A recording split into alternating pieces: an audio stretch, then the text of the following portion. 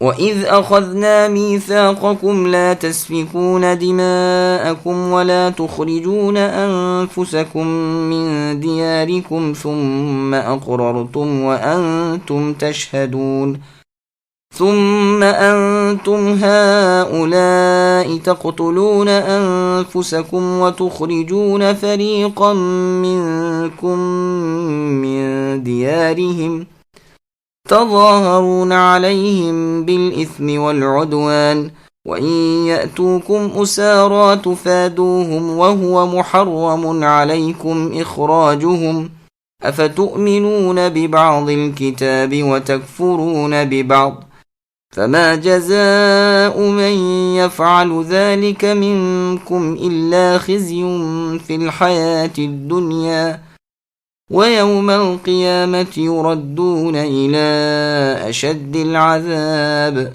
وما الله بغافل عما تعملون أولئك الذين اشتروا الحياة الدنيا بالآخرة فلا يخفف عنهم العذاب ولا هم ينصرون۔ اور جب ہم نے تم سے وعدہ لیا کہ آپس میں قتل نہ کرنا اور آپس والوں کو جلا وطن نہ کرنا، تم نے اس کا اقرار کیا اور تم اس کے شاہد بنے، لیکن پھر بھی تم نے آپس میں قتل کیا اور آپس کے ایک فرقے کو جلا وطن بھی کیا، اور گناہ اور زیادتی کے کاموں میں ان کے خلاف دوسروں کی طرفداری کی۔ ہاں، جب وہ قیدی بن کر تمہارے پاس آئے تو تم نے ان کے فدیے دیے، لیکن ان کا نکالنا جو تم پر حرام تھا اس کا کچھ خیال نہ کیا۔ کیا بعض احکام پر ایمان رکھتے ہو اور بعض کے ساتھ کفر کرتے ہو؟ تم میں سے جو بھی ایسا کرے اس کی سزا اس کے سوا کیا ہو کہ دنیا میں رسوائی اور قیامت کے دن سخت عذابوں کی مار، اور اللہ تعالیٰ تمہارے اعمال سے بے خبر نہیں۔ یہ وہ لوگ ہیں جنہوں نے دنیا کی زندگی کو آخرت کے بدلے مول لیا ہے، ان سے نہ تو عذاب ہلکے ہوں گے اور نہ ان کی مدد کی جائے گی۔ سامعین، اب ان آیتوں کی تفسیر سماعت کیجیے۔ اللہ تعالیٰ کے بعض احکامات کو ماننا اور بعض کو چھوڑنا کیسا ہے؟ اوس اور خزرج انصار مدینہ کے دو قبیلے تھے۔ اسلام سے پہلے ان دونوں قبیلوں کا آپس میں کبھی اتفاق نہ ہوتا تھا، ہمیشہ آپس میں جنگ و جدال رہتا تھا۔ مدینے کے یہودیوں کے تین قبیلے تھے، بنو قینقاع، بنو نضیر اور بنو قریظہ۔ بنو قینقاع اور بنو نضیر تو خزرج کے طرفدار اور ان کے بھائی بندے بنے ہوئے تھے، اور بنو قریظہ کا بھائی چارہ بنو اوس کے ساتھ تھا۔ جب اوس اور خزرج میں جب کبھی جنگ ہوتی تو یہودیوں کے یہ تینوں گروہ بھی اپنے اپنے حلیف کا ساتھ دیتے اور ان سے مل کر ان کے دشمن سے لڑتے۔ دونوں طرف کے یہودی یہودیوں کے ہاتھ سے مارے بھی جاتے اور موقع پا کر ایک دوسرے کے گھروں کو بھی اجاڑ ڈالتے اور دیس نکالا بھی دیا کرتے تھے، اور مال و دولت پر بھی قبضہ کر لیا کرتے تھے۔ جب لڑائی موقوف ہوتی تو فریق مغلوب کے قیدیوں کا فدیہ دے کر چھڑا لیتے اور کہتے کہ ہمیں اللہ تعالیٰ کا حکم ہے کہ ہم میں سے جب کوئی قید ہو جائے تو ہم فدیہ دے کر چھڑا لیں۔ اس پر اللہ تعالیٰ فرماتے ہیں کہ اس کی کیا وجہ ہے کہ میرے اس حکم کو تم نے مان لیا، لیکن میں نے کہا تھا کہ آپس میں کسی کو قتل بھی نہ کرو، نہ گھروں سے نکالو، اسے کیوں نہیں مانتے؟ کسی حکم پر ایمان لانا اور کسی کے ساتھ کفر کرنا یہ کہاں کی ایمانداری ہے؟ آیت میں فرمایا کہ اپنے خون نہ بہاؤ اور اپنے آپ کو اپنے گھروں سے نہ نکالو، یہ اس لیے کہ ہم مذہب سارے کے سارے مانند ایک جان کے ہیں۔ صحیح بخاری کی حدیث میں بھی ہے کہ تمام ایماندار دوستی، صلہ رحمی اور رحم و کرم میں مثل ایک جسم کے ہیں۔ کسی ایک عضو یعنی حصے جسم کو درد ہو تو تمام جسم بے تاب ہو جاتا ہے، بخار چڑھ جاتا ہے، راتوں کی نیند اچاٹ ہو جاتی ہے۔ اسی طرح ایک ادنا مسلم کے لیے سارے جہاں کے مسلمانوں کو تڑپ اٹھنا چاہیے۔ عبد خیر رحمہ اللہ کہتے ہیں، ہم سلمان بن ربیعہ رحمہ اللہ کی ماتحتی میں بلنجر میں جہاد کر رہے تھے۔ محاصرے کے بعد ہم نے اس شہر کو فتح کیا جس میں بہت سے قیدی بھی ملے۔ عبداللہ بن سلام رضی اللہ عنہ نے ان میں سے ایک یہودیہ لونڈی کو 700 میں خریدا۔ رأس الجالوت کے پاس جب ہم پہنچے تو عبداللہ بن سلام رضی اللہ عنہ اس کے پاس گئے اور فرمایا، یہ لونڈی تیری ہم مذہب ہے، میں نے اسے 700 میں خریدا ہے، اب تم اسے مجھ سے خرید لو اور آزاد کر دو۔ اس نے کہا بہت اچھا، میں 1400 دیتا ہوں۔ آپ نے فرمایا میں تو 4000 سے کم میں نہیں بیچوں گا۔ اس نے کہا پھر میں نہیں خریدتا۔ آپ نے کہا سن، یا تو اسے خرید ورنہ تیرا دین جاتا رہے گا۔ تورات میں لکھا ہوا ہے کہ بنو اسرائیل کا کوئی بھی شخص گرفتار ہو جائے تو اسے خرید کر آزاد کیا کرو۔ اگر وہ قیدی ہو کر تمہارے پاس آئیں تو فدیہ دے کر چھڑا لیا کرو، اور انہیں ان کے گھروں سے بے گھر بھی نہ کیا کرو۔ اب یا تو تورات کو مان کر تو اسے خرید یا تورات کا منکر بن۔ وہ سمجھ گیا اور کہنے لگا ایسا معلوم ہوتا ہے کہ تم شاید عبداللہ بن سلام ہو۔ آپ نے فرمایا ہاں۔ چنانچہ وہ 4000 لے آیا۔ آپ نے 2000 لے لیے اور 2000 لوٹا دیے۔ بعض روایات میں ہے کہ رأس الجالوت کوفے میں تھا۔ یہ ان لونڈیوں کا فدیہ نہیں دیتا تھا جو عرب سے نہ بچی ہوں۔ اس پر عبداللہ بن سلام رضی اللہ عنہ نے اسے تورات کی یہ آیت سنائی۔ غرض اس آیت میں یہودیوں کی مذمت ہے کہ وہ احکام ربانی کو جانتے ہوئے پھر بھی پس پشت ڈال دیا کرتے تھے۔ امانت داری اور ایمانداری ان سے اٹھ چکی تھی۔ نبی صلی اللہ علیہ وسلم کی صفات، رسول اللہ کی نشانیاں، رسول اللہ کی نبوت کی تصدیق، آپ کی جائے پیدائش، جائے ہجرت وغیرہ سب چیزیں ان کی کتاب میں موجود تھیں، لیکن یہ ان سب کو چھپائے ہوئے تھے، اور اتنا ہی نہیں بلکہ رسول اللہ کی مخالفت کرتے تھے۔ اسی باعث ان پر دنیاوی رسوائی آئی اور کم نہ ہونے والے اور ہمیشگی والے اخروی عذاب بھی۔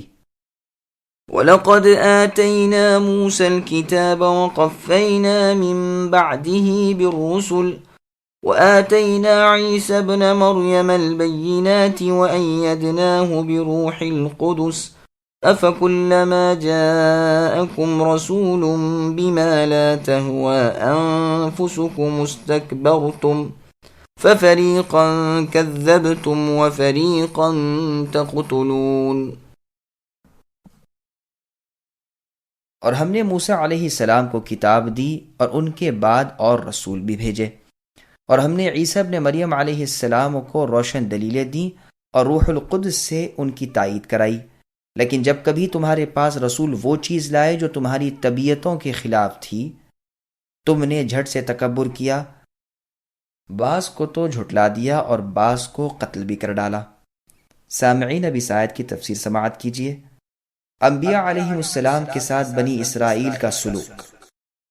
بنی اسرائیل کے عناد و تکبر اور ان کی خواہش پرستی کا بیان ہو رہا ہے کہ تورات کی تحریف و تبدیلی کی، موسیٰ علیہ السلام کے بعد انہی کی شریعت پر آنے والے انبیاء علیہ السلام آئے، ان کی بھی مخالفت کی۔ چنانچہ فرمایا اِنَّا أَنزَلْنَا التَّوْرَاةَ إِلَى آخِرِ الْآيَةِ، یعنی ہم نے تورات نازل فرمائی جس میں ہدایت تھی اور نور تھا، جس پر انبیاء خود بھی عمل کرتے اور یہودیوں کو حکم دیتے رہے۔ ان کے علماء اور درویش بھی اس کے ماننے کا حکم کرتے تھے۔ الغرض پے در پے ایکے بعد دیگرے انبیاء کرام بنی اسرائیل میں آتے رہے، یہاں تک کہ یہ سلسلہ عیسیٰ علیہ السلام پر ختم ہوا۔ انہیں انجیل ملی جس میں بعض احکام تورات کے خلاف بھی تھے، اسی لیے انہیں نئے معجزات بھی ملے، جیسے مردوں کو اللہ تعالیٰ کے حکم سے زندہ کر دینا، مٹی سے پرند بنا کر اس میں پھونک مار کر اللہ تعالیٰ کے حکم سے اڑا دینا، بیماروں کو اپنے دم جھاڑنے سے یعنی رقیہ کے ذریعے اللہ کے حکم سے اچھا کر دینا، بعض غیب کی خبریں اللہ کے معلوم کرانے سے دینا وغیرہ۔ پھر آپ کی تائید میں روح القدس یعنی جبریل علیہ السلام کو لگا دیا، لیکن بنی اسرائیل اپنی تکذیب اور کفر و تکبر میں اور بڑھ گئے اور زیادہ حسد کرنے لگے، اور ان تمام انبیاء کرام علیہ السلام کے ساتھ برے سلوک سے پیش آئے، کہیں جھٹلاتے تھے، کہیں مار ڈالتے تھے، محض اس بنا پر کہ انبیاء علیہ السلام کی تعلیم ان کی طبیعتوں کے خلاف ہوا کرتی تھی، ان کی رائے اور ان کے قیاسات اور ان کے بنائے ہوئے اصول و احکام اس کی قبولیت سے مانے ہوتے تھے، اس لیے دشمنی پر اتر آتے تھے۔ عبداللہ بن مسعود، عبداللہ بن عباس رضی اللہ عنہما، نیز محمد بن کعب القرظی، اسماعیل بن خالد سدی، ربیع بن انس، عطیہ العوفی اور قتادہ رحمہم اللہ کا قول یہی ہے کہ روح القدس سے مراد جبریل علیہ السلام ہے، جیسے قرآن کریم میں اور جگہ ہے نزل بہ الروح الامین، یعنی اس قرآن کو لے کر روح الامین جبریل علیہ السلام اترتے ہیں۔ صحیح بخاری میں تعلیقاً مروی ہے کہ رسول اللہ صلی اللہ علیہ وسلم نے حسان بن ثابت رضی اللہ عنہ شاعر رسول کے لیے مسجد میں ممبر رکھوایا۔ وہ مشرکین کی حجوں کا جواب دیتے تھے اور رسول اللہ ان کے لیے دعا کرتے تھے کہ اے اللہ حسان کی روح القدس یعنی جبریل سے مدد کیجیے، جیسے کہ یہ آپ کے نبی کی طرف سے جواب دیتے ہیں۔ صحیح بخاری کی ایک اور حدیث میں ہے کہ حسان بن ثابت رضی اللہ عنہ خلافت فاروقی کے زمانے میں ایک مرتبہ مسجد نبوی میں کچھ اشعار پڑھ رہے تھے۔ عمر رضی اللہ عنہ نے آپ کی طرف تیز نگاہیں اٹھائیں تو آپ رضی اللہ عنہ نے فرمایا میں تو اس وقت بھی ان شعروں کو یہاں پڑھتا تھا جب یہاں آپ سے بہتر شخص موجود تھے۔ پھر ابو ہریرہ رضی اللہ عنہ کی طرف دیکھ کر فرمایا ابو ہریرہ تمہیں اللہ کی قسم کیا تم نے رسول اللہ صلی اللہ علیہ وسلم کو یہ فرماتے نہیں سنا کہ حسان آپ مشرکوں کے اشعار کا جواب دیجیے، اے اللہ آپ حسان کی تائید روح القدس یعنی جبریل سے کیجیے۔ ابو ہریرہ رضی اللہ عنہ نے فرمایا ہاں اللہ کی قسم میں نے رسول صلی اللہ علیہ وسلم سے یہ سنا ہے۔ صحیح بخاری کی ایک اور روایت میں ہے کہ رسول اللہ نے فرمایا حسان تم ان مشرکوں کی حجو کرو، جبریل علیہ السلام تمہارے ساتھ ہے۔ حسان رضی اللہ عنہ کے شعر میں بھی جبریل علیہ السلام کو روح القدس کہا گیا ہے۔ ابن حبان میں ہے کہ رسول اللہ صلی اللہ علیہ وسلم فرماتے ہیں جبریل علیہ السلام نے میرے دل میں کہا کہ کوئی شخص اپنی روزی اور زندگی پوری کیے بغیر نہیں مرتا، اللہ تعالیٰ سے ڈرتے رہو اور دنیا کمانے میں دین کا خیال رکھو۔ بعض نے روح القدس سے مراد اسم اعظم لیا ہے، بعض نے کہا ہے فرشتوں کا ایک سردار فرشتہ ہے، بعض کہتے ہیں قدس سے مراد اللہ تعالیٰ اور روح سے مراد جبریل علیہ السلام ہے۔ کسی نے کہا ہے قدس یعنی برکت، کسی نے کہا پاک، کسی نے کہا ہے روح سے مراد انجیل ہے، جیسے فرمایا وَكَذَلِكَ أَوْحَيْنَا إِلَيْكَ رُوحًا مِّنْ أَمْرِنَا، یعنی اسی طرح ہم نے تمہاری طرف روح کی وحی اپنے حکم سے کی۔ امام ابن جریر رحمہ اللہ فرماتے ہیں اور ان کا فیصلہ یہی ہے کہ یہاں مراد روح القدس سے جبریل علیہ السلام ہے، جیسے اور جگہ ہے اذ ایدتک بروح القدس۔ اس آیت میں روح القدس کی تائید کے ذکر کے ساتھ کتاب و حکمت تورات و انجیل کے سکھانے کا بیان بھی ہے۔ معلوم ہوا کہ یہ اور چیز ہے اور وہ اور چیز، اور روانی عبارت بھی اس کی تائید کرتی ہے۔ قدس سے مراد مقدس ہے، جیسے حاتم جود اور رجل صدق میں۔ روح القدس کہنے میں اور روح منہ کہنے میں قربت اور بزرگی کی ایک خصوصیت پائی جاتی ہے، یہ اس لیے بھی کہا گیا ہے۔ بعض مفسرین نے اس سے مراد عیسیٰ علیہ السلام کی روح لی ہے، کیونکہ ان کی روح انسانی پیٹ وغیرہ سے پاک، صاف اور الگ تھلگ رہی تھی۔ پھر فرمایا کہ ایک فرقے کو تم نے جھٹلایا اور ایک فرقے کو قتل کرتے ہو۔ جھٹلانے میں ماضی کا صیغہ لائے لیکن قتل میں مستقبل کا، اس لیے کہ ان لوگوں کی حالت آیت کے نزول کے بعد بھی یہی رہی۔ چنانچہ رسول صلی اللہ علیہ وسلم نے اپنے مرض الموت میں فرمایا کہ اس زہر آلودہ لقمے کا اثر برابر مجھ پر رہا جو میں نے خیبر میں کھایا تھا، اور اس وقت تو اس نے رگ کاٹ دی۔ وقالوا قلوبنا غلف بل لعنهم الله بكفرهم فقليلا ما يؤمنون۔ اور یہودی کہتے ہیں کہ ہمارے دل غلاف والے ہیں، نہیں بلکہ ان کے کفر کی وجہ سے انہیں اللہ تعالیٰ نے ملعون کر دیا ہے، ان کا ایمان بہت ہی تھوڑا ہے۔ سامعین اب اس آیت کی تفسیر سماعت کیجیے۔ غلف غلاف کے معانی و مفہوم۔ یہودیوں کا ایک قول یہ بھی تھا کہ ہمارے دلوں پر غلاف ہیں، یعنی یہ علم سے بھرپور ہیں، اب ہمیں نئے علم کی کوئی ضرورت نہیں۔ اس لیے جواب ملا کہ یوں نہیں، بلکہ اللہ تعالیٰ کی لعنت کی مہر لگ گئی ہے، ایمان نصیب ہی نہیں ہوتا۔ غلفن کو غلفن بھی پڑھا گیا ہے، یعنی یہ علم کے برتن ہیں۔ اور جگہ قرآن کریم میں ہے وَقَالُوا قُلُوبُنَا فِي أَكِنَّةٍ، یعنی جس چیز کی طرف اے نبی آپ ہمیں بلاتے ہیں اس چیز سے ہمارے دل پر پردے اور آڑ میں ہیں، ان پر مہر لگی ہوئی ہے، وہ اسے نہیں سمجھتے اور نہ اس کی طرف مائل ہوتے ہیں، نہ اسے یاد رکھتے ہیں۔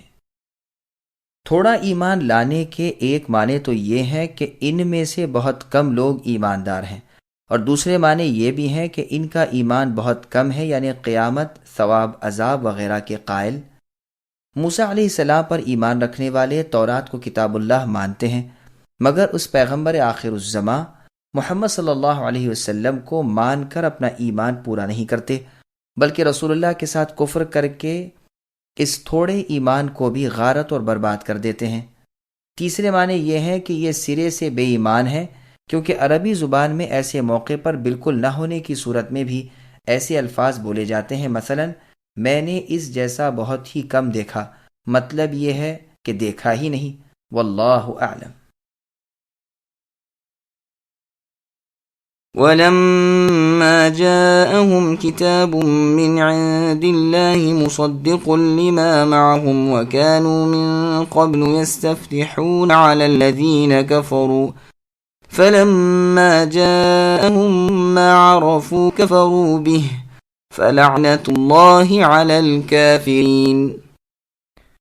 ان یہودیوں کے پاس جب اللہ تعالیٰ کی کتاب ان کی کتاب کو سچا کرنے والی آئی، جس کے پہلے یہ خود اس کے ساتھ کافروں پر فتح چاہتے تھے، تو باوجود آ جانے اور باوجود پہچان لینے کے پھر کفر کرنے لگے۔ اللہ تعالیٰ کی لعنت ہو کافروں پر۔ سامعین، اب اس آیت کی تفسیر سماعت کیجیے۔ یہود کا انکار حسد کی وجہ سے تھا۔ جب کبھی یہودیوں اور عرب کے مشرکین کے درمیان لڑائی ہوتی تو یہود کہا کرتے تھے کہ عنقریب اللہ کی سچی کتاب لے کر اللہ کے ایک عظیم الشان پیغمبر تشریف لانے والے ہیں، ہم ان کے ساتھ ہو کر تمہیں ایسا قتل و غارت کریں گے کہ تمہارا نام و نشان مٹا دیں گے۔ اللہ تعالیٰ سے دعائیں کیا کرتے تھے کہ اے اللہ، آپ اس نبی آخر الزماں کو جلد بھیجیے جن کی صفات ہم تورات میں پاتے ہیں، تاکہ ہم ان پر ایمان لا کر ان کے ساتھ ہو کر اپنا بازو مضبوط کر کے آپ کے دشمن سے انتقام لیں۔ مشرکوں سے کہا کرتے تھے کہ اس نبی کا زمانہ اب بالکل قریب آ گیا ہے، لیکن جس وقت رسول اللہ صلی اللہ علیہ وسلم مبعوث ہوئے، تمام نشانیاں آپ میں دیکھ لیں، پہچان لیا، دل سے قائل ہو گئے، مگر چونکہ آپ عرب میں سے تھے، حسد کر کے آپ کی نبوت کا انکار کر دیا اور اللہ تعالیٰ کی لعنت میں آ گئے۔ بلکہ وہ مشرکین مدینہ جو ان سے یہ سنتے چلے آتے تھے، انہیں ایمان نصیب نہ ہوا، اور بالآخر رسول صلی اللہ علیہ وسلم کے ساتھ ہو کر وہ یہود پر غالب آ گئے۔ ایک مرتبہ معاذ بن جبل رضی اللہ عنہ، بشر بن براء، داؤد بن سلمہ رضی اللہ عنہما نے ان یہود مدینہ سے کہا بھی کہ تم تو ہماری شرک کی حالت میں ہم سے رسول اللہ کی نبوت کا ذکر کیا کرتے تھے، بلکہ ہمیں ڈرایا کرتے تھے، اور جو اوصاف تم رسول اللہ کے بیان کرتے تھے وہ تمام اوصاف تو رسول اللہ میں موجود ہیں، پھر تم خود ایمان کیوں نہیں لاتے، رسول اللہ کا ساتھ کیوں نہیں دیتے؟ تو سلام ابن مشکم نے جواب دیا کہ ہم ان کے بارے میں نہیں کہتے تھے۔ اسی کا ذکر اس آیت میں ہے کہ پہلے سے مانتے تھے، منتظر تھے، لیکن آنے کے بعد حسد اور تکبر سے اپنی ریاست کے کھوئے جانے کے خیال سے صاف انکار کر بیٹھے۔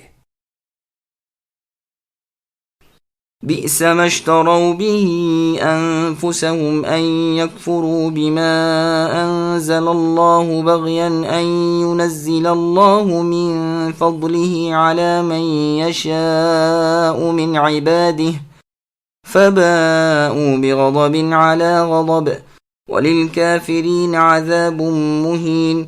وَإِذَا قِيلَ لَهُمْ آمِنُوا بِمَا أَنزَلَ اللَّهُ قَالُوا نُؤْمِنُ بِمَا أُنزِلَ عَلَيْنَا وَيَكْفُرُونَ بِمَا وَرَاءَهُ وَهُوَ الْحَقُّ مُصَدِّقًا لِمَا مَعَهُمْ قُلْ فَلِمَ تَقْتُلُونَ أَنبِيَاءَ اللَّهِ مِن قَبْلُ إِن كُنتُم مُّؤْمِنِينَ وَلَقَدْ جَاءَكُم مُّوسَىٰ بِالْبَيِّنَاتِ ثُمَّ اتَّخَذْتُمُ الْعِجْلَ مِن بَعْدِهِ وَأَنتُمْ ظَالِمُونَ۔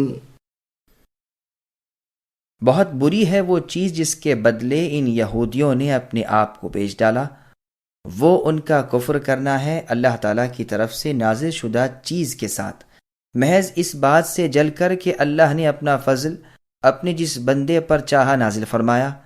اس باعث یہ لوگ غضب پر غضب کے مستحق ہو گئے اور ان کافروں کے لیے رسوا کرنے والے عذاب ہیں۔ اور جب ان سے کہا جاتا ہے کہ اللہ کی اتاری ہوئی کتاب پر ایمان لاؤ تو کہہ دیتے ہیں جو ہم پر اتاری گئی اس پر ہمارا ایمان ہے، حالانکہ اس کے بعد والی کے ساتھ جو ان کی کتاب کی تصدیق کرنے والی ہے کفر کرتے ہیں۔ اچھا ان سے یہ تو دریافت کیجئے کہ اگر تمہارا ایمان پہلی کتابوں پر ہے تو پھر تم نے پہلے انبیاء کو کیوں قتل کیا؟ تمہارے پاس تو موسیٰ علیہ السلام یہ دلیلیں لے کر آئے، لیکن تم نے پھر بھی بچھڑا پوجا، تم ہو ہی ظالم۔ سامعین، اب ان آیتوں کی تفسیر سماعت کیجیے۔ یہودیوں کے حسد اور تکبر کی سزا۔ مطلب یہ ہے کہ ان یہودیوں نے جو رسول اللہ صلی اللہ علیہ وسلم کی تصدیق کے بدلے تکذیب کی اور آپ پر ایمان لانے کے بدلے کفر کیا اور آپ کی نصرت و امداد کی بجائے مخالفت اور دشمنی کی، اور اس سے اپنے آپ کو جس غضب الہی کا سزاوار بنایا، یہ بدترین چیز ہے جو بہترین چیز کے بدلے انہوں نے لی، اور اس کی وجہ سوائے حسد و بغض، تکبر و عناد کے اور کچھ نہیں۔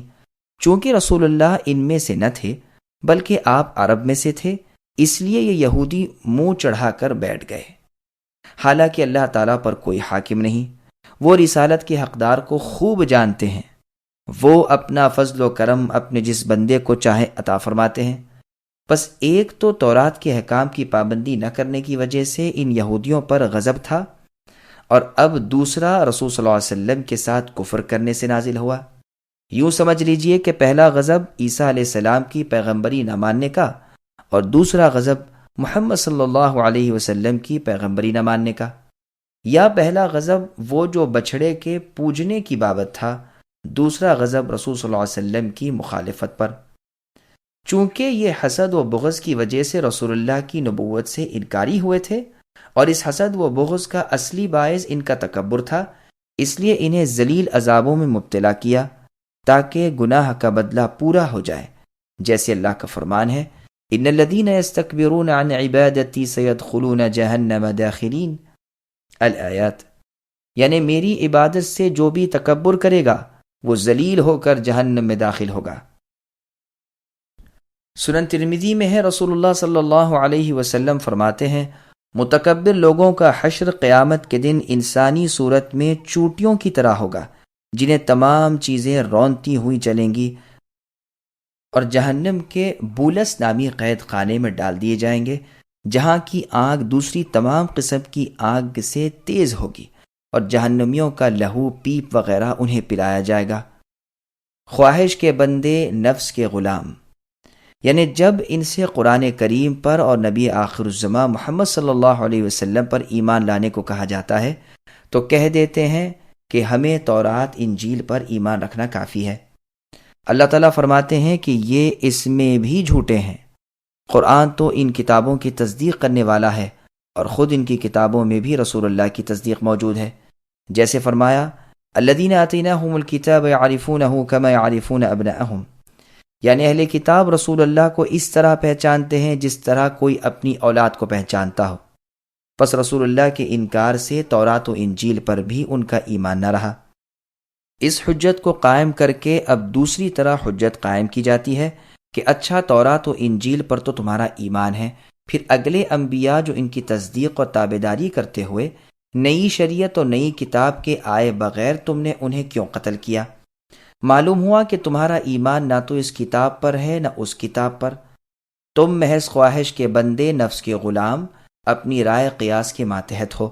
پھر فرمایا کہ اچھا موسیٰ علیہ السلام سے تم نے بڑے معجزات دیکھے، طوفان، ٹڈیاں، جوئیں، مینڈک، خون وغیرہ، ان کی بددعا سے بطور معجزے کے ظاہر ہوئے، لکڑی کا سانپ بن جانا، ہاتھ کا روشن چاند بن جانا، دریا کو چیر دینا اور پانی کو پتھر کی طرح بنا دینا، بادلوں کا سایہ کرنا، من و سلوہ اتارنا، پتھر سے نہریں جاری کرنا وغیرہ تمام بڑے بڑے معجزات جو ان کی نبوت کی اور اللہ تعالیٰ کی توحید کی روشن دلیلیں تھیں، سب کچھ اپنی آنکھوں سے دیکھا، لیکن ادھر موسیٰ علیہ السلام طور پہاڑ پر گئے، ادھر تم نے بچھڑے کو معبود بنا لیا۔ اب بتاؤ کہ خود تورات پر اور خود موسیٰ علیہ السلام پر بھی تمہارا ایمان کہاں رہا؟ کیا یہ بدکاریاں تمہیں ظالم کہلوانے والی نہیں؟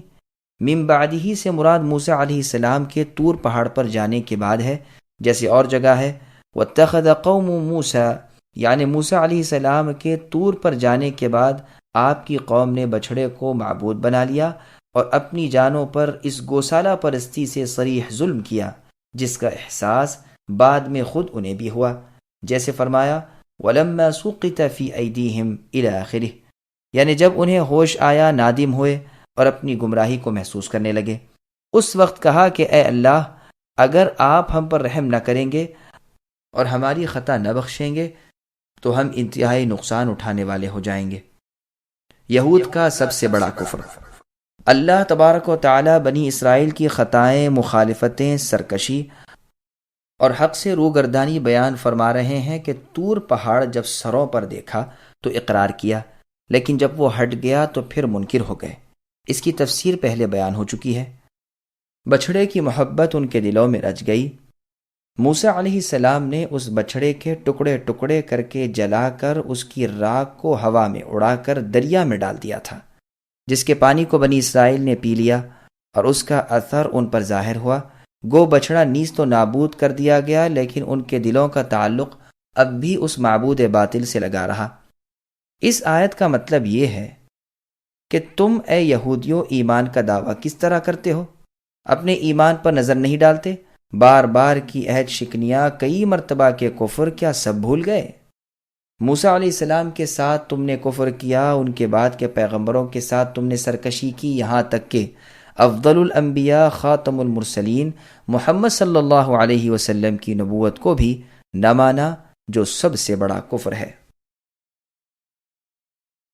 وَإِذْ أَخَذْنَا مِيثَاقَكُمْ وَرَفَعْنَا فَوْقَكُمُ الطُّورَ خُذُوا مَا آتَيْنَاكُمْ بِقُوَّةٍ وَاسْمَعُوا قَالُوا سَمِعْنَا وَعَصَيْنَا وَأُشْرِبُوا فِي قُلُوبِهِمُ الْعِجْلَ بِكُفْرِهِمْ قُلْ بِئْسَ مَا يَأْمُرُكُمْ بِهِ إِيمَانُكُمْ إِن كُنتُم مُّؤْمِنِينَ قل إن كانت لكم الدار الآخرة عند الله خالصة من دون الناس فتمنوا الموت إن كنتم صادقين ولن يتمنوه أبدا بما قدمت أيديهم والله عليم بالظالمين ولتجدنهم أحرص الناس على حياة ومن الذين أشركوا يود أحدهم لو يعمر 1000 سنة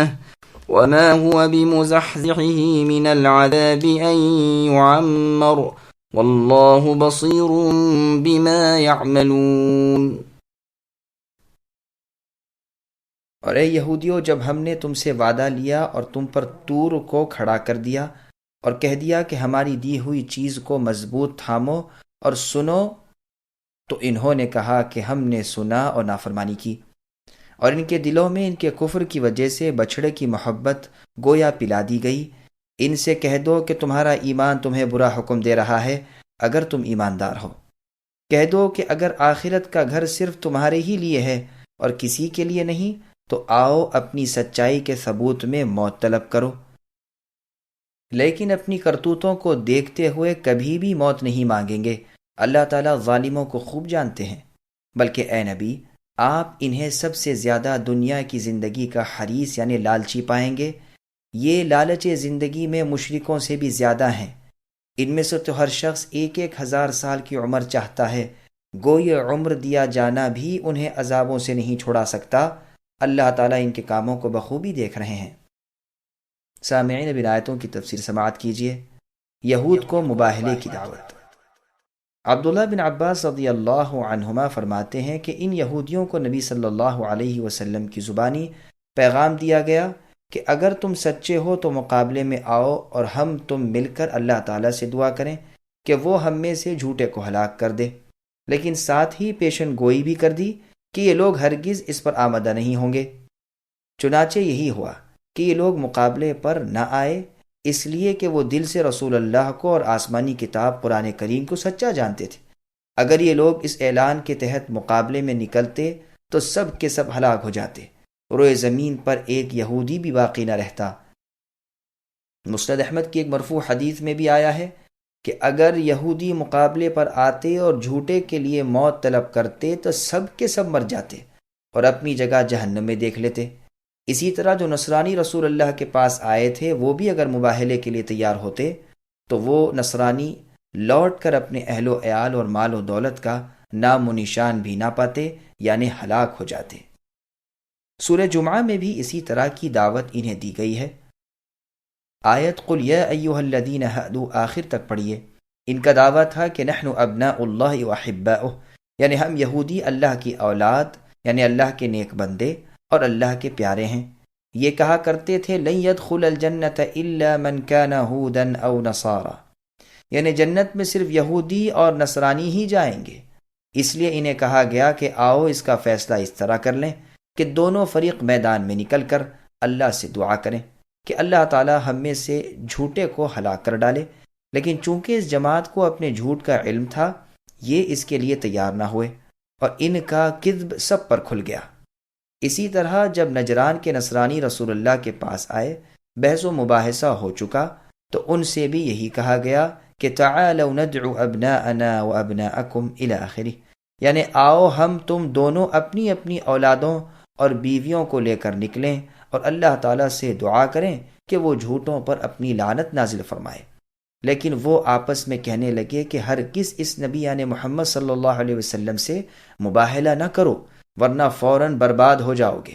چنانچہ مباہلے سے انکار کر دیا اور جھک کر صلح کر لی اور دب کر جزیہ دینا منظور کر لیا۔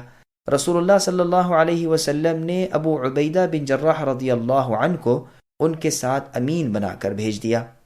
اسی طرح مشرکین عرب سے بھی کہا گیا قل من كان في الضلالة فليمدد له الرحمن مدا، یعنی ہم میں سے جو گمراہ ہو اللہ تعالیٰ اس کی گمراہی بڑھا دے۔ اس کی پوری تفصیل اس آیت کے ماتحت بیان ہوگی، یعنی سورہ مریم کی آیت نمبر 75 میں انشاءاللہ۔ مندرجہ بالا آیت کی تفسیر میں ایک مرجوح قول یہ بھی ہے کہ تم خود اپنی جانوں کے لیے موت طلب کرو، کیونکہ بقول تمہارے آخرت کی بھلائیاں صرف تمہارے لیے ہی ہیں۔ انہوں نے اس کا انکار کیا، لیکن یہ قول کچھ دل کو نہیں لگتا، اس لیے کہ بہت سے اچھے اور نیک آدمی بھی زندگی چاہتے ہیں۔ بلکہ حدیث میں آیا ہے، جیسا کہ امام ترمذی روایت کرتے ہیں، رسول نے فرمایا کہ تم میں سے بہتر وہ ہے جس کی لمبی عمر ہوئی ہو اور اعمال اچھے ہوں۔ علاوہ ازیں یہی قول یہودی بھی کہہ سکتے تھے تو بات فیصلہ کن نہ ہوتی۔ ٹھیک تفسیر وہی ہے جو پہلے بیان ہوئی کہ دونوں فریق مل کر جھوٹے کی ہلاکت اور اس کی موت کی دعا کریں۔ اس اعلان کے سنتے ہی یہودی تو ٹھنڈے پڑ گئے اور تمام لوگوں پر ان کا جھوٹ کھل گیا، اور وہ پیشن گوئی بھی سچی ثابت ہوئی کہ یہ لوگ ہرگز طلب موت نہیں کریں گے۔ اس مباہلے کا نام اصطلاح میں تمنا رکھا گیا، کیونکہ ہر فریق باطل پرست کی موت کی آرزو کرتا ہے۔ پھر فرمایا کہ یہ تو مشرکین سے بھی اے نبی زیادہ لمبی عمر کے خواہش مند ہیں، کیونکہ ان کفار کے لیے دنیا جنت ہے اور ان کی تمنا اور کوشش ہے کہ یہاں زیادہ رہیں۔ حسن بصری رحمہ اللہ فرماتے ہیں منافق کو حیات دنیاوی کی حرص کافر سے بھی زیادہ ہوتی ہے۔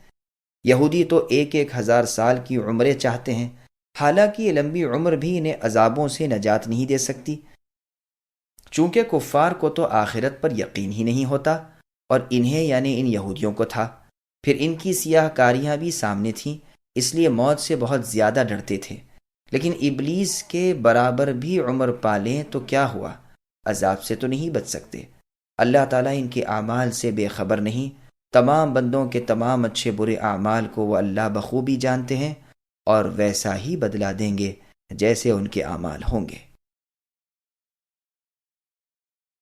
قل من كان عدوا لجبريل فإنه نزله على قلبك بإذن الله مصدقا لما بين يديه وهدى وبشرى للمؤمنين من كان عدوا لله وملائكته ورسله وجبريل وميكال فإن الله عدو للكافرين۔ اے نبی آپ کہہ دیجئے کہ جو جبریل کا دشمن ہو، جس نے آپ کے دل پر پیغام باری تعالیٰ اتارا ہے، جو پیغام ان کے پاس کی کتاب کو سچا بتانے والا اور ایمان والوں کو ہدایت و خوشخبری دینے والا ہے، تو اللہ تعالیٰ خود بھی ان یہودیوں کے دشمن ہیں۔ جو شخص اللہ کا اور اللہ کے فرشتوں اور اللہ کے رسولوں اور جبریل اور میکائیل علیہم السلام کا دشمن ہو، ایسے کافروں کے دشمن خود اللہ ہیں۔ سامعین، اب ان آیتوں کی تفسیر سماعت کیجیے۔ یہودیوں کی جبریل علیہ السلام سے دشمنی۔ امام جعفر طبری رحمہ اللہ فرماتے ہیں، اس پر تمام مفسرین کا اتفاق ہے کہ جب یہودیوں نے جبریل علیہ السلام کو اپنا دشمن اور میکائیل علیہ السلام کو اپنا دوست بتایا تھا، اس وقت ان کے جواب میں یہ آیت نازل ہوئی۔ لیکن بعض تو کہتے ہیں کہ امر نبوت کے بارے میں جو گفتگو کی رسول اللہ صلی اللہ علیہ وسلم سے ہوئی تھی، اس میں انہوں نے یہ کہا تھا۔ بعض کہتے ہیں عمر رضی اللہ عنہ سے ان کا جو مناظرہ رسول اللہ کی نبوت کے بارے میں ہوا تھا، اس میں انہوں نے یہ کہا تھا۔ یہودیوں کے نبی صلی اللہ علیہ وسلم سے سوالات۔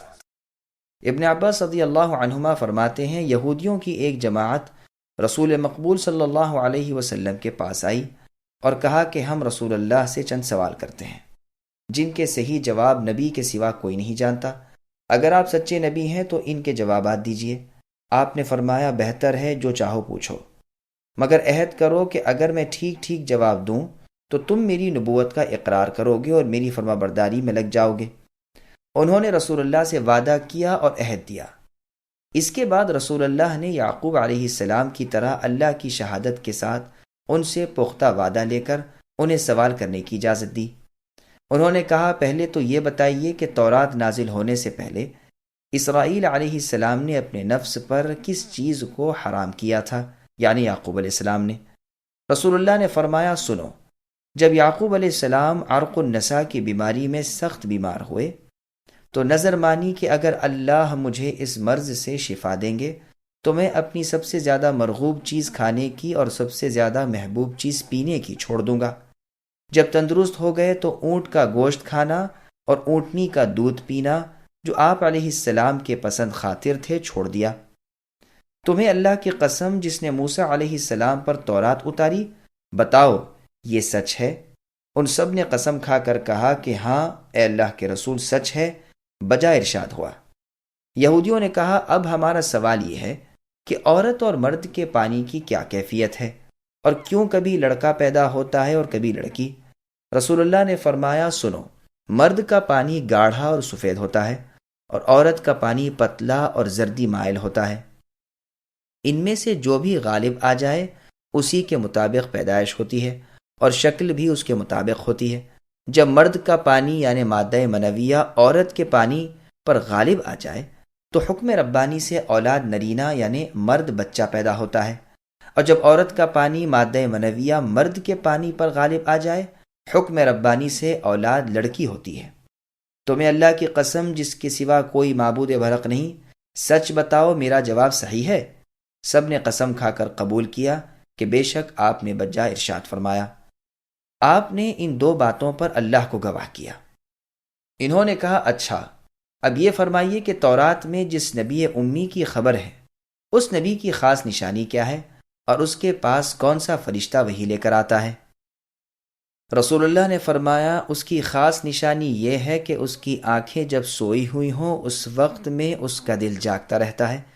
تمہیں اس رب کی قسم جس نے موسیٰ علیہ السلام کو تورات دی، بتاؤ میں نے ٹھیک جواب دیا؟ سب نے قسم کھا کر کہا کہ آپ نے بالکل صحیح جواب دیا۔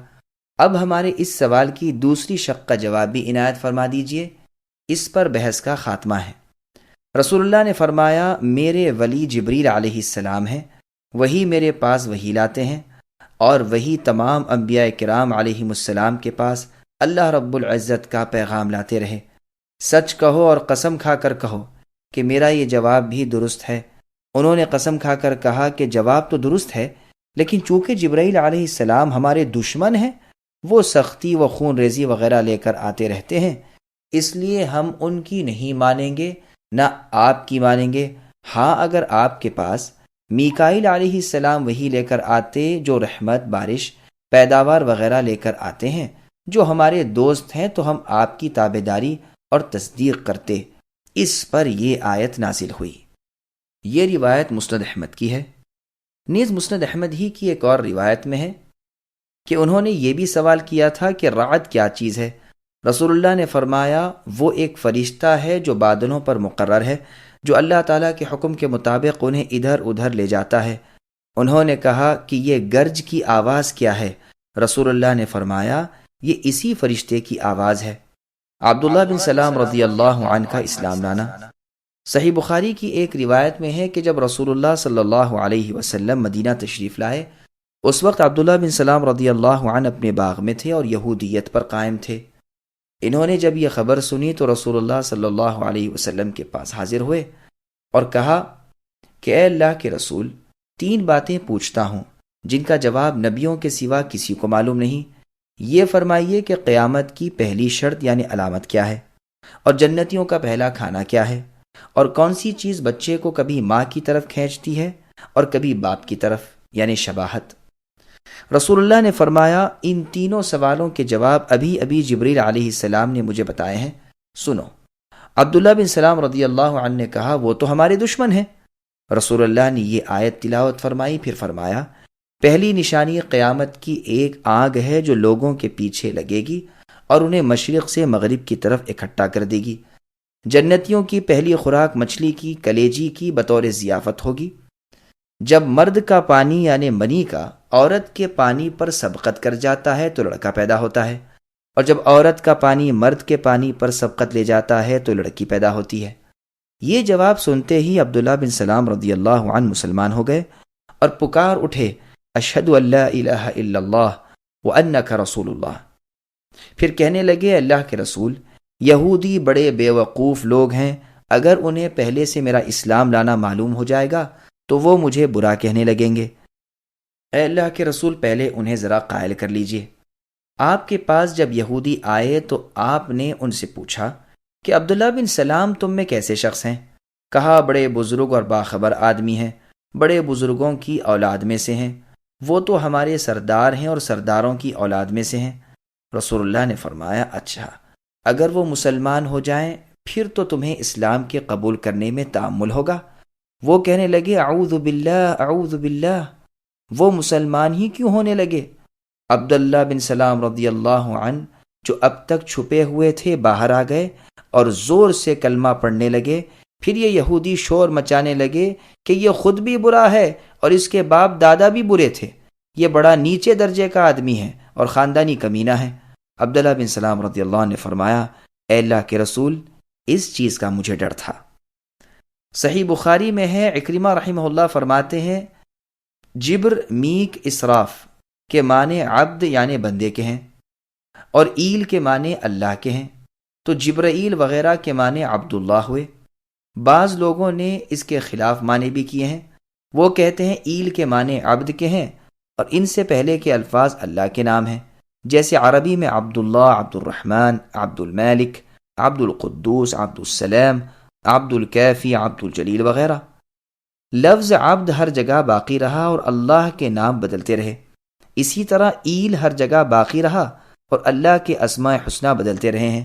غیر عربی زبان میں مضاف الیہ پہلے آتا ہے اور مضاف بعد میں۔ اسی قاعدے کے مطابق ان ناموں میں بھی ہے، جیسے جبرائیل، میکائیل، اسرافیل، عزرائیل وغیرہ۔ پتھر کے پاس نماز پڑھنے پر عمر رضی اللہ عنہ کی ناراضگی۔ اب مفسرین کی دوسری جماعت کی دلیل سنیے جو لکھتے ہیں کہ یہ گفتگو عمر رضی اللہ عنہ سے ہوئی تھی، مگر یہ روایت ہی منقطع ہے، سند متصل نہیں، اس لیے کہ اس واقعے کے راوی شعبی رحمہ اللہ نے عمر رضی اللہ عنہ کا زمانہ نہیں پایا۔ فرشتوں میں بھی رسول ہیں۔ آیت کا مطلب یہ ہے کہ جبرائیل علیہ السلام اللہ کے امین فرشتے ہیں، اللہ کے حکم سے نبی کریم صلی اللہ علیہ وسلم کے دل میں اللہ کی وحی پہنچانے پر مقرر ہیں۔ وہ فرشتوں میں سے اللہ کے رسول ہیں۔ کسی ایک رسول سے عداوت رکھنے والا سب رسولوں سے عداوت یعنی دشمنی رکھنے والا ہے، جیسے ایک رسول پر ایمان سب رسولوں پر ایمان لانے کا نام ہے، اور ایک رسول کے ساتھ کفر تمام انبیاء اور رسول کے ساتھ کفر کرنے کے برابر ہے۔ خود اللہ تعالیٰ بعض رسولوں کے ماننے والوں کو کافر بتاتے ہیں، فرماتے ہیں ان الذین یکفرون باللہ ورسلہ الی آخر الآیہ، یعنی جو لوگ اللہ تعالیٰ کے ساتھ اور اللہ کے رسولوں کے ساتھ کفر کرتے ہیں اور اللہ کے رسولوں کے درمیان تفریق کرنا چاہتے ہیں اور کہتے ہیں کہ ہم بعض کو مانتے ہیں اور بعض کو نہیں مانتے، دوسری آیت کے آخر تک۔ پس ان آیات میں صراحتاً ان لوگوں کو کافر کہا جو کسی رسول کو نہ مانے، اسی طرح جبرائیل علیہ السلام کا دشمن اللہ کا دشمن ہے، کیونکہ وہ اپنی مرضی سے نہیں آتے۔ قرآن مجید میں اللہ فرماتے ہیں وَمَا نَتَنَزَّلُ إِلَّا بِأَمْرِ رَبِّكَ، کہ اے نبی ہم فرشتے نہیں اترا کرتے مگر آپ کے رب ہی کے حکم سے اور اجازت سے۔ اور فرماتے ہیں وَإِنَّهُ لَتَنزِيلٌ مِّن رَّبِّ الْعَالَمِينَ، یعنی ہم اللہ کے حکم کے سوا نہیں اترتے، یہ نازل کیا ہوا رب العالمین کا ہے، جسے لے کر روح الامین آتے ہیں اور آپ کے دل میں اے نبی ڈالتے ہیں تاکہ آپ لوگوں کو ہوشیار کر دیں۔ صحیح بخاری کی حدیث قدسی میں ہے میرے دوستوں سے دشمنی کرنے والا مجھ سے لڑائی کا اعلان کرنے والا ہے۔ قرآن کریم کی یہ بھی ایک صفت ہے کہ وہ اپنے سے پہلے کے تمام ربانی کلام کی تصدیق کرتا ہے اور ایمانداروں کے دلوں کی ہدایت اور ان کے لیے جنت کی خوشخبری دیتا ہے، جیسے اللہ نے فرمایا هُوَ لِلَّذِينَ آمَنُوا هُدًى وَشِفَاءً، کہ یہ قرآن ایمان لانے والوں کے لیے ہدایت اور شفا ہے۔ فرمایا وَنُنَزِّلُ مِنَ الْقُرْآنِ مَا هُوَ شِفَاءٌ وَرَحْمَةٌ لِّلْمُؤْمِنِينَ، اور قرآن ہم نے اتارا کہ جو شفا اور رحمت ہے ان لوگوں کے لیے جو ایمان والے ہیں۔ رسولوں میں انسانی رسول اور ملکی رسول سب شامل ہیں، جیسے فرمایا اللہ یصطفی من الملائکۃ رسلا ومن الناس، اللہ تعالیٰ فرشتوں میں سے انسانوں میں سے اپنے رسول چھانٹ لیتے ہیں۔ جبرائیل اور میکائیل علیہم السلام بھی فرشتوں میں ہیں، لیکن ان کا خصوصی طور پر نام لیا تاکہ مسئلہ بالکل صاف ہو جائے اور یہودی جان لیں کہ ان میں سے ایک کا دشمن دوسرے کا دشمن ہے، بلکہ اللہ بھی اس کے دشمن ہے۔ میکائیل علیہ السلام بھی کبھی کبھی انبیاء علیہم السلام کے پاس آتے رہے ہیں، جیسے کہ نبی صلی اللہ علیہ وسلم کے ساتھ شروع میں تھے، لیکن اس کام پر مقرر جبرائیل علیہ السلام ہیں، جیسے میکائیل علیہ السلام رویدگی اور بارش وغیرہ پر، اور اسرافیل علیہ السلام سور پھونکنے پر۔ صحیح مسلم کی حدیث میں ہے کہ رسول اللہ صلی اللہ علیہ وسلم رات کو جب جاگتے تب یہ دعا پڑھتے اللہم رب جبرائیل و میکائیل و اسرافیل، اے اللہ اے میرے رب، اے جبرائیل میکائیل اسرافیل کے رب، فاطر السماوات والارض، اے آسمان اور زمین کے پیدا کرنے والے، عالم الغیب والشہادتی، اے چھپے کھلے کے جاننے والے، انت تحکم بین عبادک فیما کانوا فیہ یختلفون، اپنے بندوں کے اختلاف کا فیصلہ تو آپ ہی کرتے ہیں، اہدنی لما اختلف فیہ من الحق باذنک، اے اللہ اختلافی امور میں اپنے حکم سے حق کی طرف میری رہبری کیجیے، انک تہدی من تشاء الی صراط مستقیم، کہ بے شک آپ ہی جسے چاہتے ہیں سیدھی راہ دکھاتے ہیں۔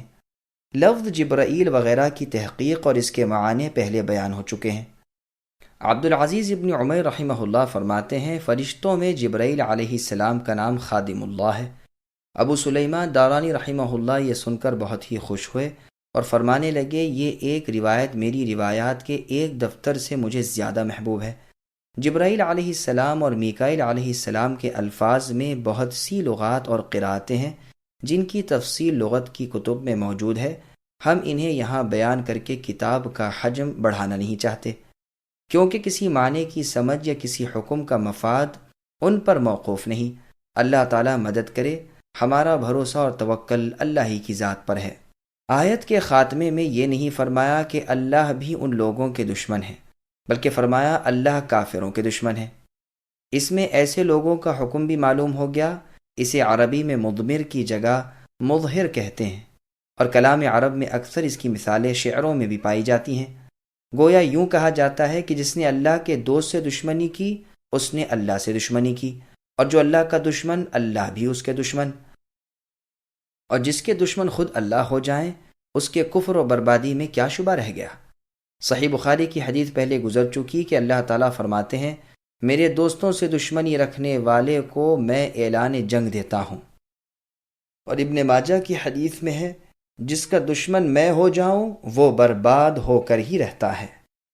اللہ ہمیں اللہ تعالیٰ سے، جبرائیل سے، میکائیل سے، تمام رسل، انبیاء اور اللہ کی کتابوں سے محبت کرنے والا اور ایسے لوگوں کی صحبت اختیار کرنے والا بنائے، اور ان تمام سے بغض و دشمنی رکھنے والوں سے ہمیں اپنی پناہ میں رکھے اور ان کی صحبت بد سے بھی ہمیں بچائے، آمین یا رب۔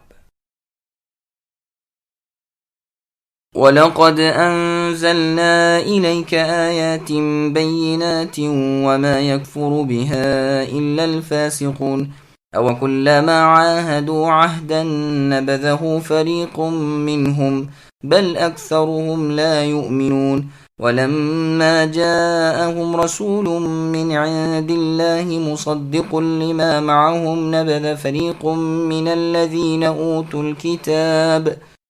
نبذ فريق من الذين أوتوا الكتاب كتاب الله وراء ظهورهم كأنهم لا يعلمون واتبعوا ما تتلو الشياطين على ملك سليمان وما كفر سليمان ولكن الشياطين كفروا يعلمون الناس السحر وما أنزل على الملكين ببابل هاروت وماروت وما يعلمان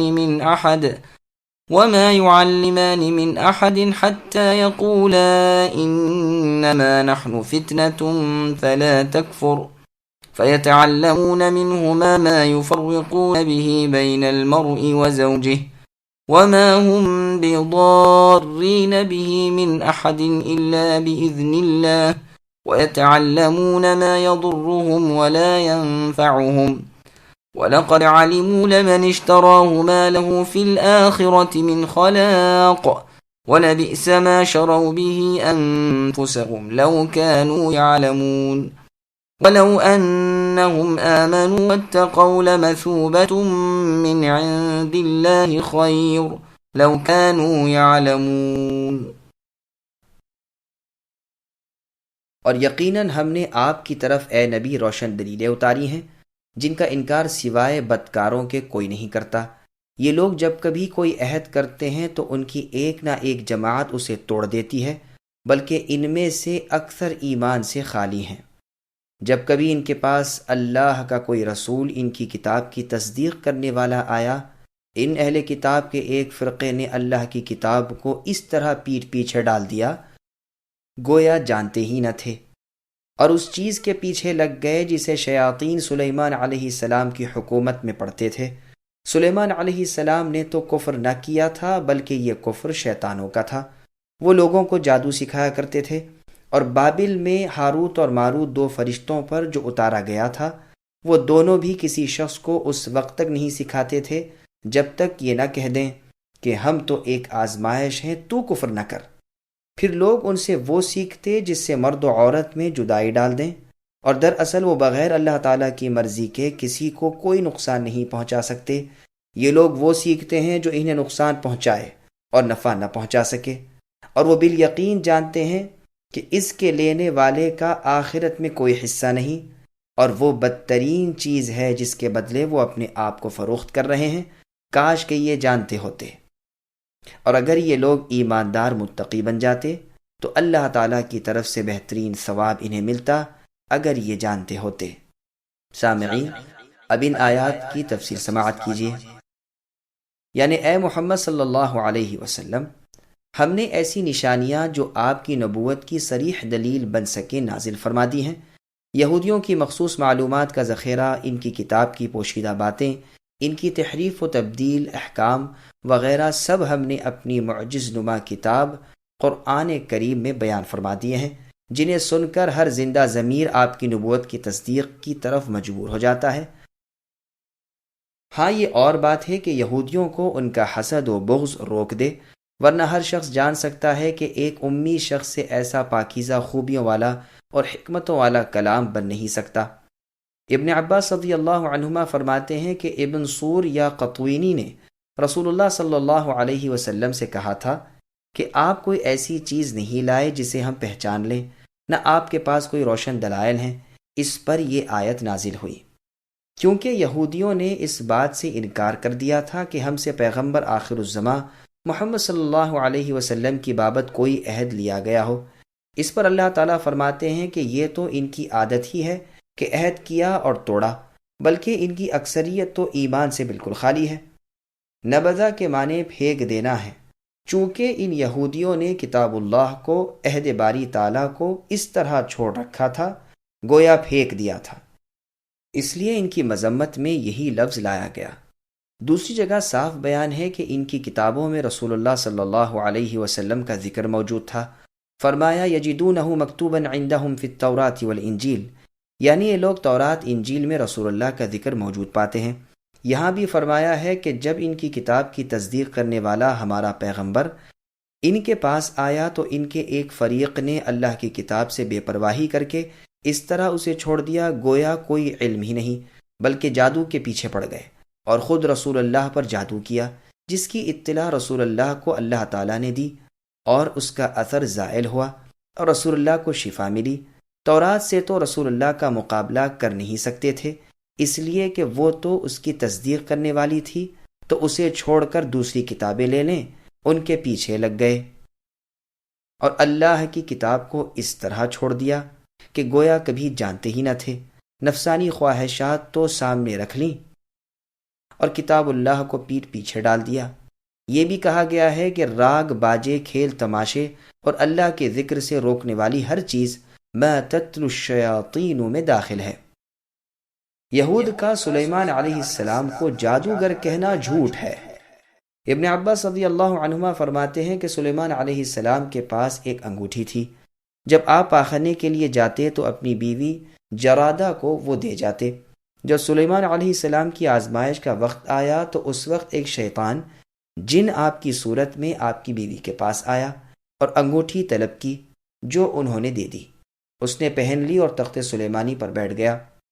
تمام جنات وغیرہ حاضر خدمت ہو گئے، وہ حکومت کرنے لگا۔ ادھر جب سلیمان علیہ السلام واپس آئے اور انگوٹھی طلب کی تو جواب ملا تو جھوٹا ہے، انگوٹھی تو سلیمان علیہ السلام لے گئے۔ آپ نے سمجھ لیا کہ اللہ کی طرف سے آزمائش ہے۔ ان دنوں شیاطین نے جادو، نجوم، کہانت، شعر و اشعار اور غیب کی جھوٹی سچی خبروں کی کتابیں لکھ لکھ کر سلیمان علیہ السلام کی کرسی تلے دفن کرنی شروع کر دیں۔ آپ کی آزمائش کا یہ زمانہ ختم ہو گیا، آپ پھر سے تخت و تاج کے مالک ہوئے۔ عمر طبعی کو پہنچ کر جب رحلت فرمائی تو شیاطین نے انسانوں سے کہنا شروع کیا کہ سلیمان علیہ السلام کا خزانہ اور وہ کتابیں جن کے ذریعے سے وہ ہواؤں اور جنات پر حکمرانی کرتے تھے، ان کی کرسی تلے دفن ہے۔ چونکہ جنات اس کرسی کے پاس نہیں جا سکتے تھے، اس لیے انسانوں نے اسے کھودا تو وہ کتابیں برآمد ہوئیں۔ بس ان کا چرچا ہو گیا اور ہر شخص کی زبان پر چڑھ گیا کہ سلیمان علیہ السلام کی حکومت کا راز یہی تھا، بلکہ لوگ سلیمان علیہ السلام کی نبوت سے انکاری ہو گئے اور آپ کو معاذ اللہ جادوگر کہنے لگے۔ رسول اللہ صلی اللہ علیہ وسلم نے اس بات کی عقدہ کشائی کی اور فرمان باری نازل ہوا کہ جادوگری کا یہ کفر تو شیاطین کا پھیلایا ہوا ہے، سلیمان علیہ السلام اس سے بری الذمہ ہے۔ ابن عباس رضی اللہ عنہما کے پاس ایک شخص آیا۔ آپ نے پوچھا کہاں سے آئے ہو؟ اس نے کہا عراق سے۔ فرمایا عراق کے کس شہر سے؟ اس نے کہا کوفے سے۔ پوچھا وہاں کیا خبریں ہیں؟ اس نے کہا وہاں باتیں ہو رہی ہیں کہ علی رضی اللہ عنہ انتقال نہیں کر گئے بلکہ زندہ روپوش ہیں اور عنقریب آئیں گے۔ آپ کانپ اٹھے اور فرمانے لگے اگر ایسا ہوتا تو ہم ان کی میراث تقسیم نہ کرتے اور ان کی عورتیں اپنی عدت گزارنے کے بعد دوسرا نکاح نہ کرتی۔ سنو، شیاطین آسمانی باتیں چرا لیا کرتے تھے اور ان میں اپنی باتیں ملا کر لوگوں میں پھیلا دیا کرتے تھے۔ سلیمان علیہ السلام نے یہ تمام کتابیں جمع کر کے اپنی کرسی تلے دفن کر دیں۔ آپ کے انتقال کے بعد جنات نے وہ پھر نکال لیں۔ وہی کتابیں عراقیوں میں پھیلی ہوئی ہیں اور انہی کتابوں کی باتیں وہ بیان کرتے اور پھیلاتے رہتے ہیں۔ اسی کا ذکر اس آیت وَاتَّبَعُوا مَا تَتْلُو الشَّيَاطِينُ عَلَى مُلْكِ سلیمان میں ہے۔ یہ روایت مستدرک حاکم کی ہے اور اس کی سند حسن ہے۔ اس زمانے میں یہ بھی مشہور ہو گیا تھا کہ شیاطین علم غیب جانتے ہیں۔ سلیمان علیہ السلام نے ان کتابوں کو صندوق میں بھر کر دفن کر دینے کے بعد یہ حکم جاری کر دیا کہ جو یہ کہے گا اس کی گردن ماری جائے گی۔ بعض روایات میں ہے کہ جنات نے ان کتابوں کو سلیمان علیہ السلام کے انتقال کے بعد آپ کی کرسی تلے دفن کر دیا تھا اور ان کے شروع صفحے پر لکھ دیا تھا کہ یہ علمی خزانہ آصف ابن برخیا کا جمع کیا ہوا ہے، جو سلیمان علیہ السلام کے وزیر اعظم، مشیر خاص اور دلی دوست تھے۔ یہودیوں میں مشہور تھا کہ سلیمان علیہ السلام نبی نہ تھے بلکہ جادوگر تھے۔ اس بنا پر یہ آیتیں نازل ہوئیں اور اللہ تعالیٰ کے سچے نبی نے ایک سچے نبی کی برات کا اعلان کیا اور یہودیوں کے اس عقیدے کو باطل قرار دیا۔ سلیمان علیہ السلام کا نام انبیاء کے زمرے میں سن کر بہت بدکتے تھے، اس لیے تفصیل کے ساتھ اس واقعے کا بیان کر دیا۔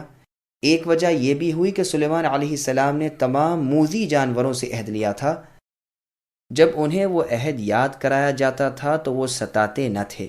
پھر لوگوں نے اپنی طرف سے عبارتیں بنا کر جادو کی قسم کے منتر وغیرہ بنا کر ان سب کو آپ کی طرف منسوب کر دیا۔ یہ یاد رہے کہ علی یہاں پر فی کے معنی میں ہے یا تتلو متضمن ہے تکذیب کا، اور یہی اولا اور احسن واللہ اعلم۔ حسن بصری رحمہ اللہ کا قول ہے کہ جادو سلیمان علیہ السلام سے پہلے بھی تھا، اور یہ بالکل سچ ہے۔ سلیمان علیہ السلام موسیٰ علیہ السلام کے بعد آئے ہیں، اور موسیٰ علیہ السلام کے زمانے میں جادوگروں کا ہونا قرآن سے ثابت ہے، اور سلیمان علیہ السلام کا موسیٰ علیہ السلام کے بعد ہونا بھی قرآن سے ظاہر ہے۔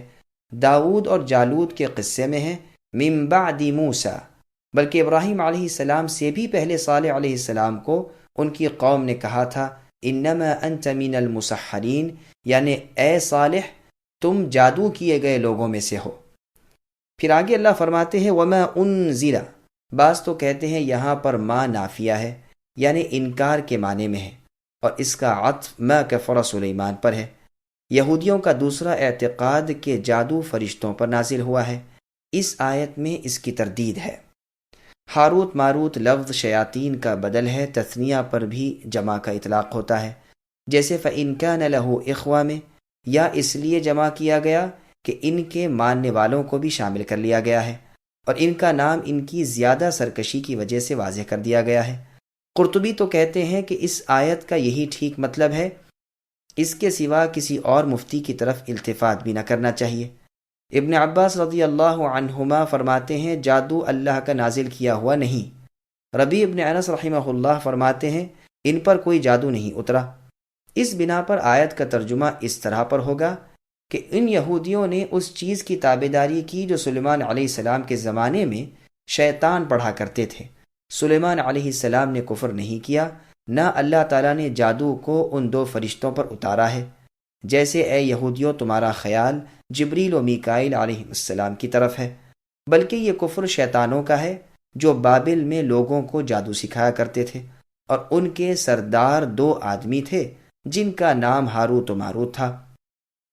عبد الرحمن ابن ابزا رحمہ اللہ اسے اس طرح پڑھتے تھے وما انزل علی الملکین داؤد و سلیمان، یعنی داؤد و سلیمان دونوں بادشاہوں پر بھی جادو نہیں اتارا گیا، یا یہ کہ وہ اس سے روکتے تھے کیونکہ یہ کفر ہے۔ امام ابن جریر رحمہ اللہ نے اس کا زبردست رد کیا ہے، وہ فرماتے ہیں ما معنی میں الذی کے ہے، اور ہاروت و ماروت دو فرشتے ہیں جنہیں اللہ نے زمین کی طرف اتارا ہے اور اپنے بندوں کی آزمائش اور امتحان کے لیے انہیں جادو کی تعلیم کی اجازت دی ہے، لہٰذا ہاروت و ماروت اس فرمان باری کو پورا کر رہے ہیں۔ ایک غریب قول یہ بھی ہے کہ یہ جنوں کے دو قبیلے ہیں، ملکین یعنی بادشاہوں کی قراءت پر انزال خلق کے معنی میں ہوگا، جیسے فرمایا وَأَنزَلَ لَكُم مِّنَ الْأَنْعَامِ ثَمَانِيَةَ أَزْوَاجٍ، اور فرمایا وَأَنزَلْنَا الْحَدِيدَ، اور کہا وَيُنَزِّلُ لَكُم مِّنَ السَّمَاءِ رِزْقًا، یعنی ہم نے تمہارے لیے 8 قسم کے چوپائے پیدا کیے، لوہا بنایا، آسمان سے روزیاں اتاری۔ حدیث میں ما انزل اللہ داءً، یعنی اللہ تعالیٰ نے جتنی بیماریاں پیدا کی ہیں ان سب کے علاج بھی پیدا کیے ہیں، جیسا کہ حدیث بخاری ابن ماجہ وغیرہ میں ہے۔ مثل مشہور ہے کہ بھلائی برائی کا نازل کرنے والے دونوں کے اللہ ہیں۔ یہاں سب جگہ انزال خلق یعنی پیدائش کے معنی میں ہے، ایجا یعنی لانے اور اتارنے کے معنی میں نہیں۔ اسی طرح اس آیت میں بھی اکثر سلف کا مذہب یہ ہے کہ یہ دونوں فرشتے تھے۔ ایک مرفوع حدیث میں بھی یہ مضمون تفصیل کے ساتھ ہے جو ابھی بیان ہوگی انشاءاللہ۔ کوئی یہ اعتراض نہ کرے کہ فرشتے تو معصوم ہیں، وہ گناہ کرتے ہی نہیں، چاہے جائے کہ لوگوں کو جادو سکھائیں جو کفر ہے، اس لیے کہ یہ دونوں بھی عام فرشتوں میں سے خاص ہو جائیں گے، جیسے کہ ابلیس کی بابت آپ وَإِذْ قُلْنَا لِلْمَلَائِكَةِ کی تفسیر میں پڑھ چکے ہیں۔ علی ابن مسعود ابن عباس ابن عمر رضی اللہ عنہما نیز کعب الاحبار اور سدی اور کلبی رحمۃ اللہ علیہم یہی فرماتے ہیں۔ اب اس حدیث کو سنیے۔ رسول اللہ فرماتے ہیں کہ جب آدم علیہ السلام کو اللہ تعالیٰ نے زمین پر اتارا اور ان کی اولاد پھیلی اور زمین میں اللہ تعالیٰ کی نافرمانی ہونے لگی تو فرشتوں نے کہا کہ دیکھو یہ کس قدر بد لوگ ہیں، کیسے نافرمان سرکش ہیں، ہم اگر ان کی جگہ ہوتے تو ہرگز اللہ کی نافرمانی نہ کرتے۔ اللہ تعالیٰ نے فرمایا اچھا تم اپنے میں سے 2 فرشتوں کو پسند کر لو، میں ان میں انسانی خواہشات کو پیدا کرتا ہوں اور انہیں میں بھیجتا ہوں، پھر دیکھتا ہوں کہ وہ کیا کرتے ہیں۔ چنانچہ انہوں نے ہاروت و ماروت کو پیش کیا۔ اللہ تعالیٰ نے ان میں انسانی طبیعت پیدا کی اور ان سے کہہ دیا کہ دیکھو بنی آدم کو تو میں اپنے انبیاء کی معرفت، اپنے حکم احکام پہنچاتا ہوں، لیکن تم سے بلا واسطہ خود کہہ رہا ہوں کہ میرے ساتھ کسی کو شریک نہ کرنا، زنا نہ کرنا، شراب نہ پینا۔ اب یہ دونوں زمین پر اترے اور زہرہ کو ان کی آزمائش کے لیے حسین و جمیل عورت کی صورت میں ان کے پاس بھیجا، جسے دیکھ کر یہ دیوانے ہو گئے اور اس سے زنا کرنا چاہا۔ اس نے کہا اگر تم شرک کرو تو میں منظور کرتی ہوں۔ انہوں نے جواب دیا کہ یہ تو ہم سے نہ ہو سکے گا۔ وہ چلی گئی، پھر آئی اور کہنے لگی اچھا اس بچے کو قتل کر ڈالو تو میں تمہاری خواہش پوری کر دیتی ہوں۔ انہوں نے اسے بھی نہ مانا اور پھر آئی اور کہا کہ اچھا یہ شراب پی لو۔ انہوں نے اسے ہلکا گناہ سمجھ کر اسے منظور کر لیا۔ اب نشے میں مست ہو کر زنا کاری بھی کی اور اس بچے کو بھی قتل کر ڈالا۔ جب ہوش و حواس درست ہوئے تو اس عورت نے کہا جن جن کاموں کا تم پہلے انکار کرتے تھے وہ تمام کام تم نے کر ڈالے۔ یہ نادم ہوئے، پھر انہیں اختیار دیا گیا کہ یا تو عذاب دنیا کو اختیار کرو یا عذاب اخروی کو۔ انہوں نے دنیا کے عذاب پسند کیے۔ صحیح ابن حبان، مسند احمد، ابن مردویہ، ابن جریر، عبد الرزاق میں یہ حدیث مختلف الفاظ سے مروی ہے۔ مسند احمد کی یہ روایت غریب ہے اور اس میں ایک راوی موسیٰ بن جبیر انصاری سلمہ حذا کو ابن ابی حاتم نے مستور الحال لکھا ہے۔ ابن مردویہ کی روایت میں یہ بھی ہے کہ ایک رات کو دوران سفر عبداللہ بن عمر رضی اللہ عنہما نے اپنے غلام نافع رحمہ اللہ سے پوچھا کہ کیا زہرہ ستارہ نکلا؟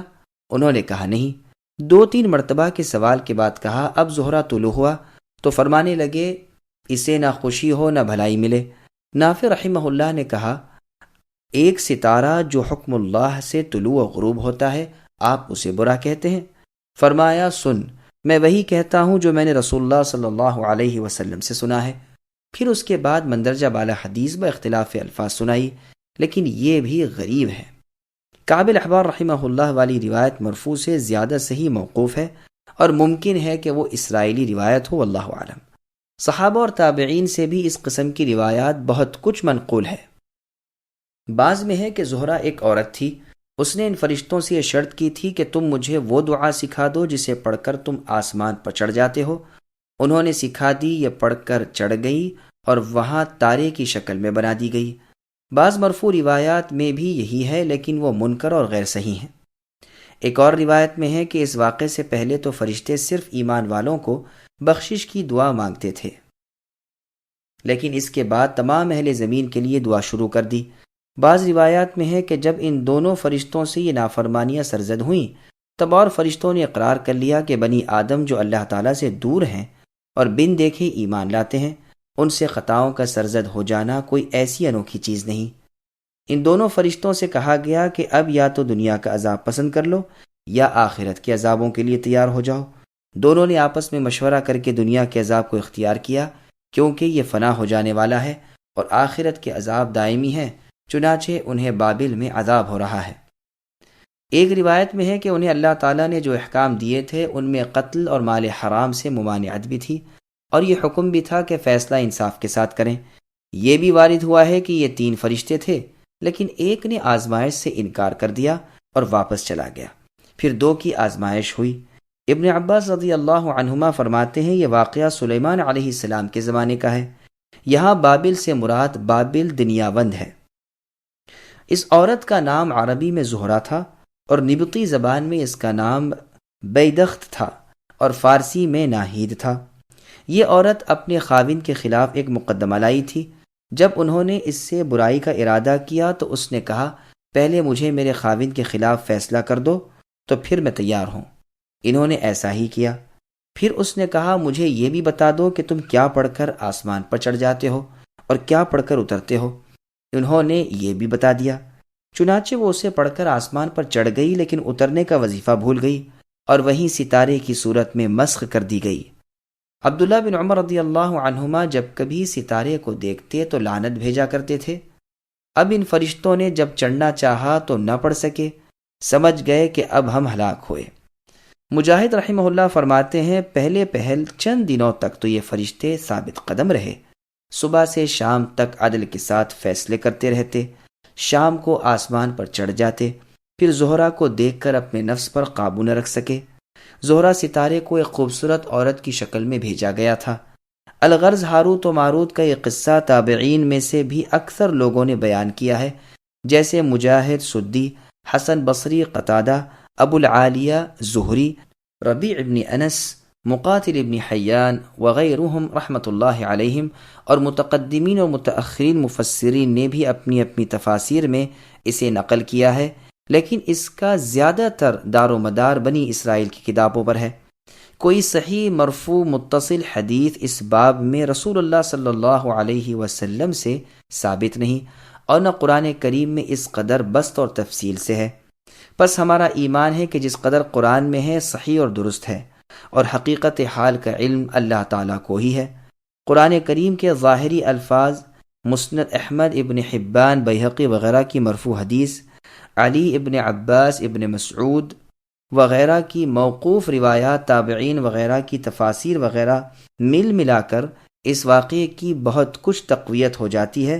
نہ اس میں کوئی محال عقلی ہے، نہ اس میں کسی اصول اسلامی کا خلاف ہے۔ پھر ظاہر سے ہٹ کر بے جا تکلفات اٹھانے کی کوئی ضرورت باقی نہیں رہ جاتی۔ واللہ اعلم۔ ابن جریر رحمہ اللہ کی تفسیر میں ایک غریب اثر اور ایک عجیب واقعہ ہے، اسے بھی سنیے۔ عائشہ رضی اللہ عنہا فرماتی ہیں کہ دومت الجندل کی ایک عورت رسول اللہ صلی اللہ علیہ وسلم کے انتقال کے تھوڑے ہی عرصے بعد آپ کی تلاش میں آئی، اور رسول اللہ کے انتقال کی خبر پا کر بے چین ہو کر رونے پیٹنے لگی۔ میں نے اس سے پوچھا کہ آخر کیا بات ہے، تو اس نے کہا کہ مجھ میں اور میرے شوہر میں ہمیشہ ناچاقی رہا کرتی تھی۔ ایک مرتبہ وہ مجھے چھوڑ کر کہیں چلا گیا۔ ایک بڑھیا سے میں نے یہ ذکر کیا، اس نے کہا جو میں کہوں وہ کر، وہ خود بخود تیرے پاس آ جائے گا۔ میں تیار ہو گئی۔ وہ رات کے وقت 2 کتے لے کر میرے پاس آئی، ایک پر وہ خود سوار ہوئی، دوسرے پر میں بیٹھ گئی۔ تھوڑی ہی دیر میں ہم دونوں بابل گئیں۔ میں نے دیکھا کہ 2 شخص ادھر لٹکے ہوئے ہیں اور لوہے میں جکڑے ہوئے ہیں۔ اس عورت نے مجھ سے کہا ان کے پاس جا اور ان سے کہہ کہ میں جادو سیکھنے آئی ہوں۔ میں نے ان سے کہا، انہوں نے کہا سن، ہم تو آزمائش میں ہیں، تو جادو نہ سیکھ، اس کا سیکھنا کفر ہے۔ میں نے کہا میں تو سیکھوں گی۔ انہوں نے کہا اچھا پھر جا اور اس تنور میں پیشاب کر کے آ۔ میں گئی، ارادہ کیا، لیکن کچھ دہشت سی طاری ہوئی۔ میں واپس گئی اور کہا میں فارغ ہو آئی۔ انہوں نے پوچھا کیا دیکھا؟ میں نے کہا کچھ نہیں۔ انہوں نے کہا تو غلط کہتی ہے، ابھی تک کچھ نہیں بگڑا، تیرا ایمان ثابت ہے، اب بھی لوٹ جا اور کفر نہ کر، یعنی جادو سیکھ کر۔ میں نے کہا مجھے تو جادو سیکھنا ہے۔ انہوں نے پھر کہا جا اور اس تنور میں پیشاب کر آ۔ میں پھر گئی، لیکن اب کی مرتبہ بھی دل نہ چلا، واپس آئی۔ پھر اسی طرح سوال و جواب ہوئے۔ میں تیسری مرتبہ پھر تنور کے پاس گئی اور دل کڑا کر کے پیشاب کرنے کو بیٹھ گئی۔ میں نے دیکھا کہ ایک گھڑ سوار منہ پر نقاب ڈالے نکلا اور آسمان پر چڑھ گیا۔ میں واپس چلی آئی، ان سے ذکر کیا۔ انہوں نے کہا ہاں، اب کی مرتبہ تو سچ کہتی ہے، وہ تیرا ایمان تھا جو تجھ میں سے نکل گیا، اب چلی جا۔ میں آئی اور اس بڑھیا سے کہا کہ انہوں نے تو مجھے کچھ بھی نہیں سکھایا۔ اس نے کہا بس تجھے سب کچھ آ گیا، اب تو جو کہے گی ہو جائے گا۔ میں نے آزمائش کے لیے ایک دانہ گیہوں کا لیا، اسے زمین پر ڈال کر کہا اگ جا، وہ فوراً اگ گیا۔ میں نے کہا تجھ میں بالی پیدا ہو جائے، چنانچہ ہو گئیں۔ میں نے کہا سوکھ جا، وہ بالی سوکھ گئی۔ میں نے کہا الگ الگ دانہ ہو جا، وہ بھی ہو گیا۔ پھر میں نے کہا سوکھ جا، تو سوکھ گیا۔ پھر میں نے کہا آٹا بن جا، تو آٹا بن گیا۔ میں نے کہا روٹی پک جا، تو روٹی پک گئی۔ یہ دیکھتے ہی میرا دل نادم ہونے لگا اور مجھے اپنے بے ایمان ہو جانے کا صدمہ ہونے لگا۔ اے ام المؤمنین، قسم اللہ کی نہ میں نے اس جادو سے کوئی کام لیا نہ کسی پر کیا۔ میں یوں ہی روتی پیٹتی رسول اللہ صلی اللہ علیہ وسلم کی خدمت میں حاضر ہوئی کہ رسول اللہ سے کہوں، لیکن افسوس بدقسمتی سے رسول اللہ کو بھی میں نے نہ پایا۔ اب میں کیا کروں؟ اتنا کہہ کر پھر اس نے بین و بکا شروع کی اور اس قدر روئی کہ ہر ایک کو اس پر ترس آنے لگا۔ صحابہ کرام رضی اللہ عنہم بھی حیران تھے کہ اسے کیا فتویٰ دیں۔ آخر بعض صحابہ رضی اللہ عنہم نے کہا، اب سوائے اس کے اور کیا ہو سکتا ہے کہ تم اس فعل کو نہ کرو، توبہ استغفار کرو اور اپنے ماں باپ کی خدمت گزاری کرتی رہو۔ اس واقعے کی اسناد بالکل صحیح ہیں۔ یہاں یہ بھی خیال رکھنا چاہیے کہ صحابہ رضی اللہ عنہم فتویٰ دینے میں بہت احتیاط کرتے تھے کہ چھوٹی سی بات بتانے میں بھی تعامل ہوتا تھا۔ آج ہم بڑی سے بڑی بات بھی اٹکل اور رائے و قیاس سے گھڑ گھڑا کر بتا دیتے ہیں، بالکل نہیں رکتے۔ بعض لوگ کہتے ہیں کہ عین چیز جادو کے زور سے پلٹ جاتی ہے، اور بعض کہتے ہیں نہیں، صرف دیکھنے والے کو ایسا خیال پڑتا ہے، اصل چیز جیسی ہوتی ہے ویسی ہی رہتی ہے۔ جیسے قرآن میں ہے، سحروا اعین الناس، یعنی انہوں نے لوگوں کی آنکھوں پر جادو کر دیا، اور فرمایا یخیل الیہ من سحرہم انہا تسعی، موسیٰ علیہ السلام کی طرف خیال ڈالا جاتا تھا کہ گویا وہ سانپ وغیرہ ان کے جادو کے زور سے چل پھر رہے ہیں۔ اس واقعے سے یہ بھی معلوم ہوتا ہے کہ آیت میں لفظ بابل سے مراد بابل عراق ہے، بابل دنیاوند نہیں۔ سمودیوں کی سرزمین کی بابت رسول اللہ صلی اللہ علیہ وسلم کا ارشاد ہے کہ ان لوگوں کی منزلوں میں نہ جاؤ، اگر اتفاقاً جانا پڑے تو خوف ربانی سے روتے ہوئے جاؤ۔ چونکہ ہاروت و ماروت کو اللہ تعالیٰ نے خیر و شر، کفر و ایمان کا علم دے رکھا ہے، اس لیے ہر ایک کفر کی طرف جھکنے والے کو نصیحت کرتے ہیں اور ہر طرح روکتے ہیں۔ جب نہیں مانتا تو وہ کلمات اس سے کہہ دیتے ہیں، اس کا نور ایمان جاتا رہتا ہے، ایمان سے ہاتھ دھو بیٹھتا ہے اور جادو آ جاتا ہے، شیطان اس کا رفیق کار بن جاتا ہے، ایمان کے نکل جانے کے بعد غضب الہی اس کے رونگٹے میں گھس جاتا ہے۔ ابن جریر رحمہ اللہ فرماتے ہیں، سوائے کافر کے اور کوئی جادو سیکھنے کی جرت نہیں کرتا۔ فتنے کے معنی یہاں پر بلا، آزمائش اور امتحان کے ہیں۔ موسیٰ علیہ السلام کا قول قرآن حکیم میں مذکور ہے، ان ہی الا فتنتک۔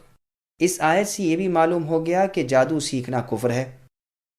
جادو کے سیکھنے کے کفر ہونے کے بابت نبی صلی اللہ علیہ وسلم کی بہت سی احادیث کتب احادیث میں مروی ہے۔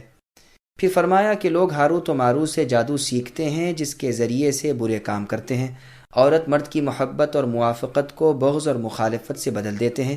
صحیح مسلم میں حدیث ہے، رسول اللہ فرماتے ہیں، شیطان اپنا عرش پانی پر رکھتا ہے، پھر اپنے لشکروں کو لوگوں کے بہکانے کے لیے بھیج دیتا ہے، اور سب سے زیادہ مرتبے والا اس کے نزدیک وہ ہے جو فتنے میں سب سے زیادہ بڑا ہوا ہو۔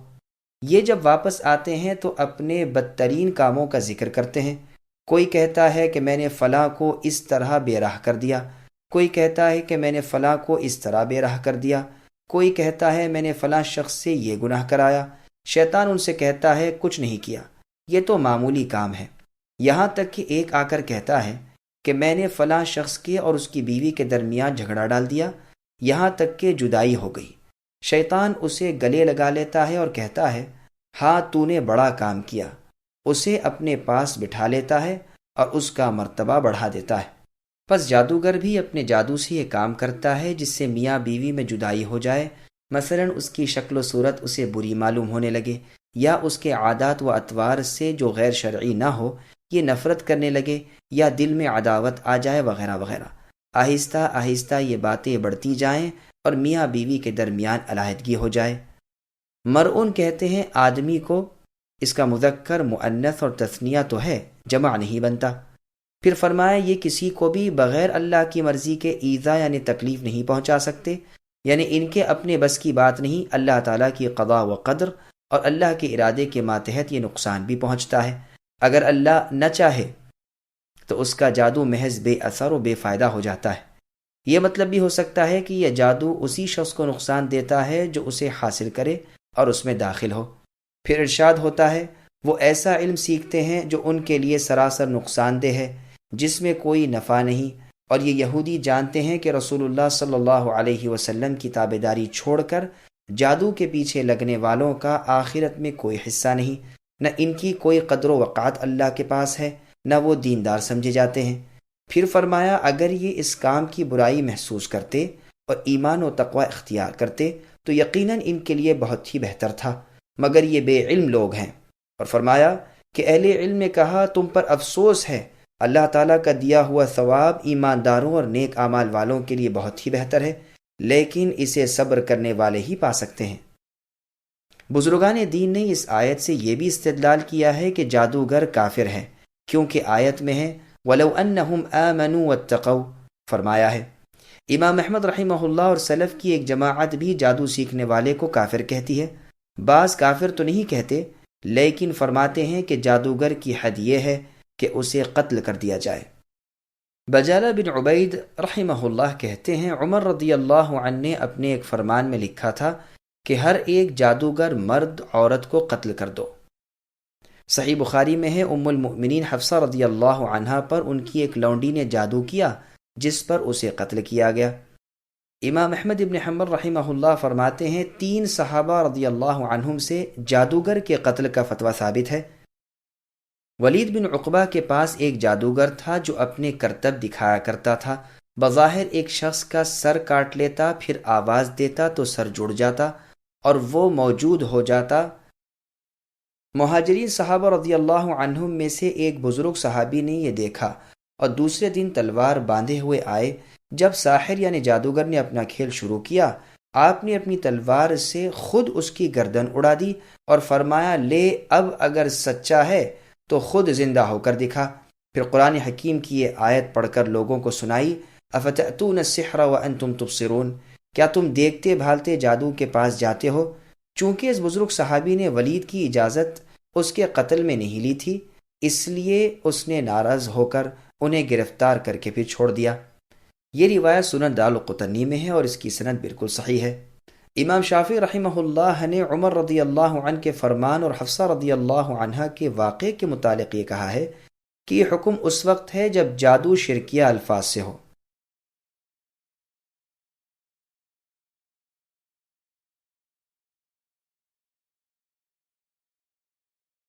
جادو کا وجود۔ معتزلہ گمراہ عقل پرست فرقہ جادو کے وجود کا منکر ہے۔ یہ گروہ والے کہتے ہیں جادو کوئی چیز نہیں، بلکہ بعض لوگ تو بعض دفعہ اتنا بڑھ جاتے ہیں کہ کہتے ہیں جو جادو کا وجود مانتا ہو وہ کافر ہے، لیکن اہل السنہ جادو کے وجود کے قائل ہیں۔ یہ مانتے ہیں کہ جادوگر اپنے جادو کے زور سے ہوا پر اڑ سکتے ہیں اور انسان کو بظاہر گدھا اور گدھے کو بظاہر انسان بنا ڈالتے ہیں، مگر کلمات اور منتر وغیرہ کے وقت ان چیزوں کو پیدا کرنے والے اللہ تعالیٰ ہی ہوتے ہیں۔ آسمان کو اور تاروں کو تاثیر پیدا کرنے والے اہل سنت نہیں مانتے۔ فلسفے اور نجوم والے اور بے دین لوگ تو تاروں کو اور آسمان کو ہی اثر پیدا کرنے والے جانتے ہیں۔ اہل سنت کی ایک دلیل تو آیت وما ہم بضارین ہے، اور دوسری دلیل خود نبی صلی اللہ علیہ وسلم پر جادو کیا جانا اور رسول اللہ پر اس کا اثر ہونا ہے۔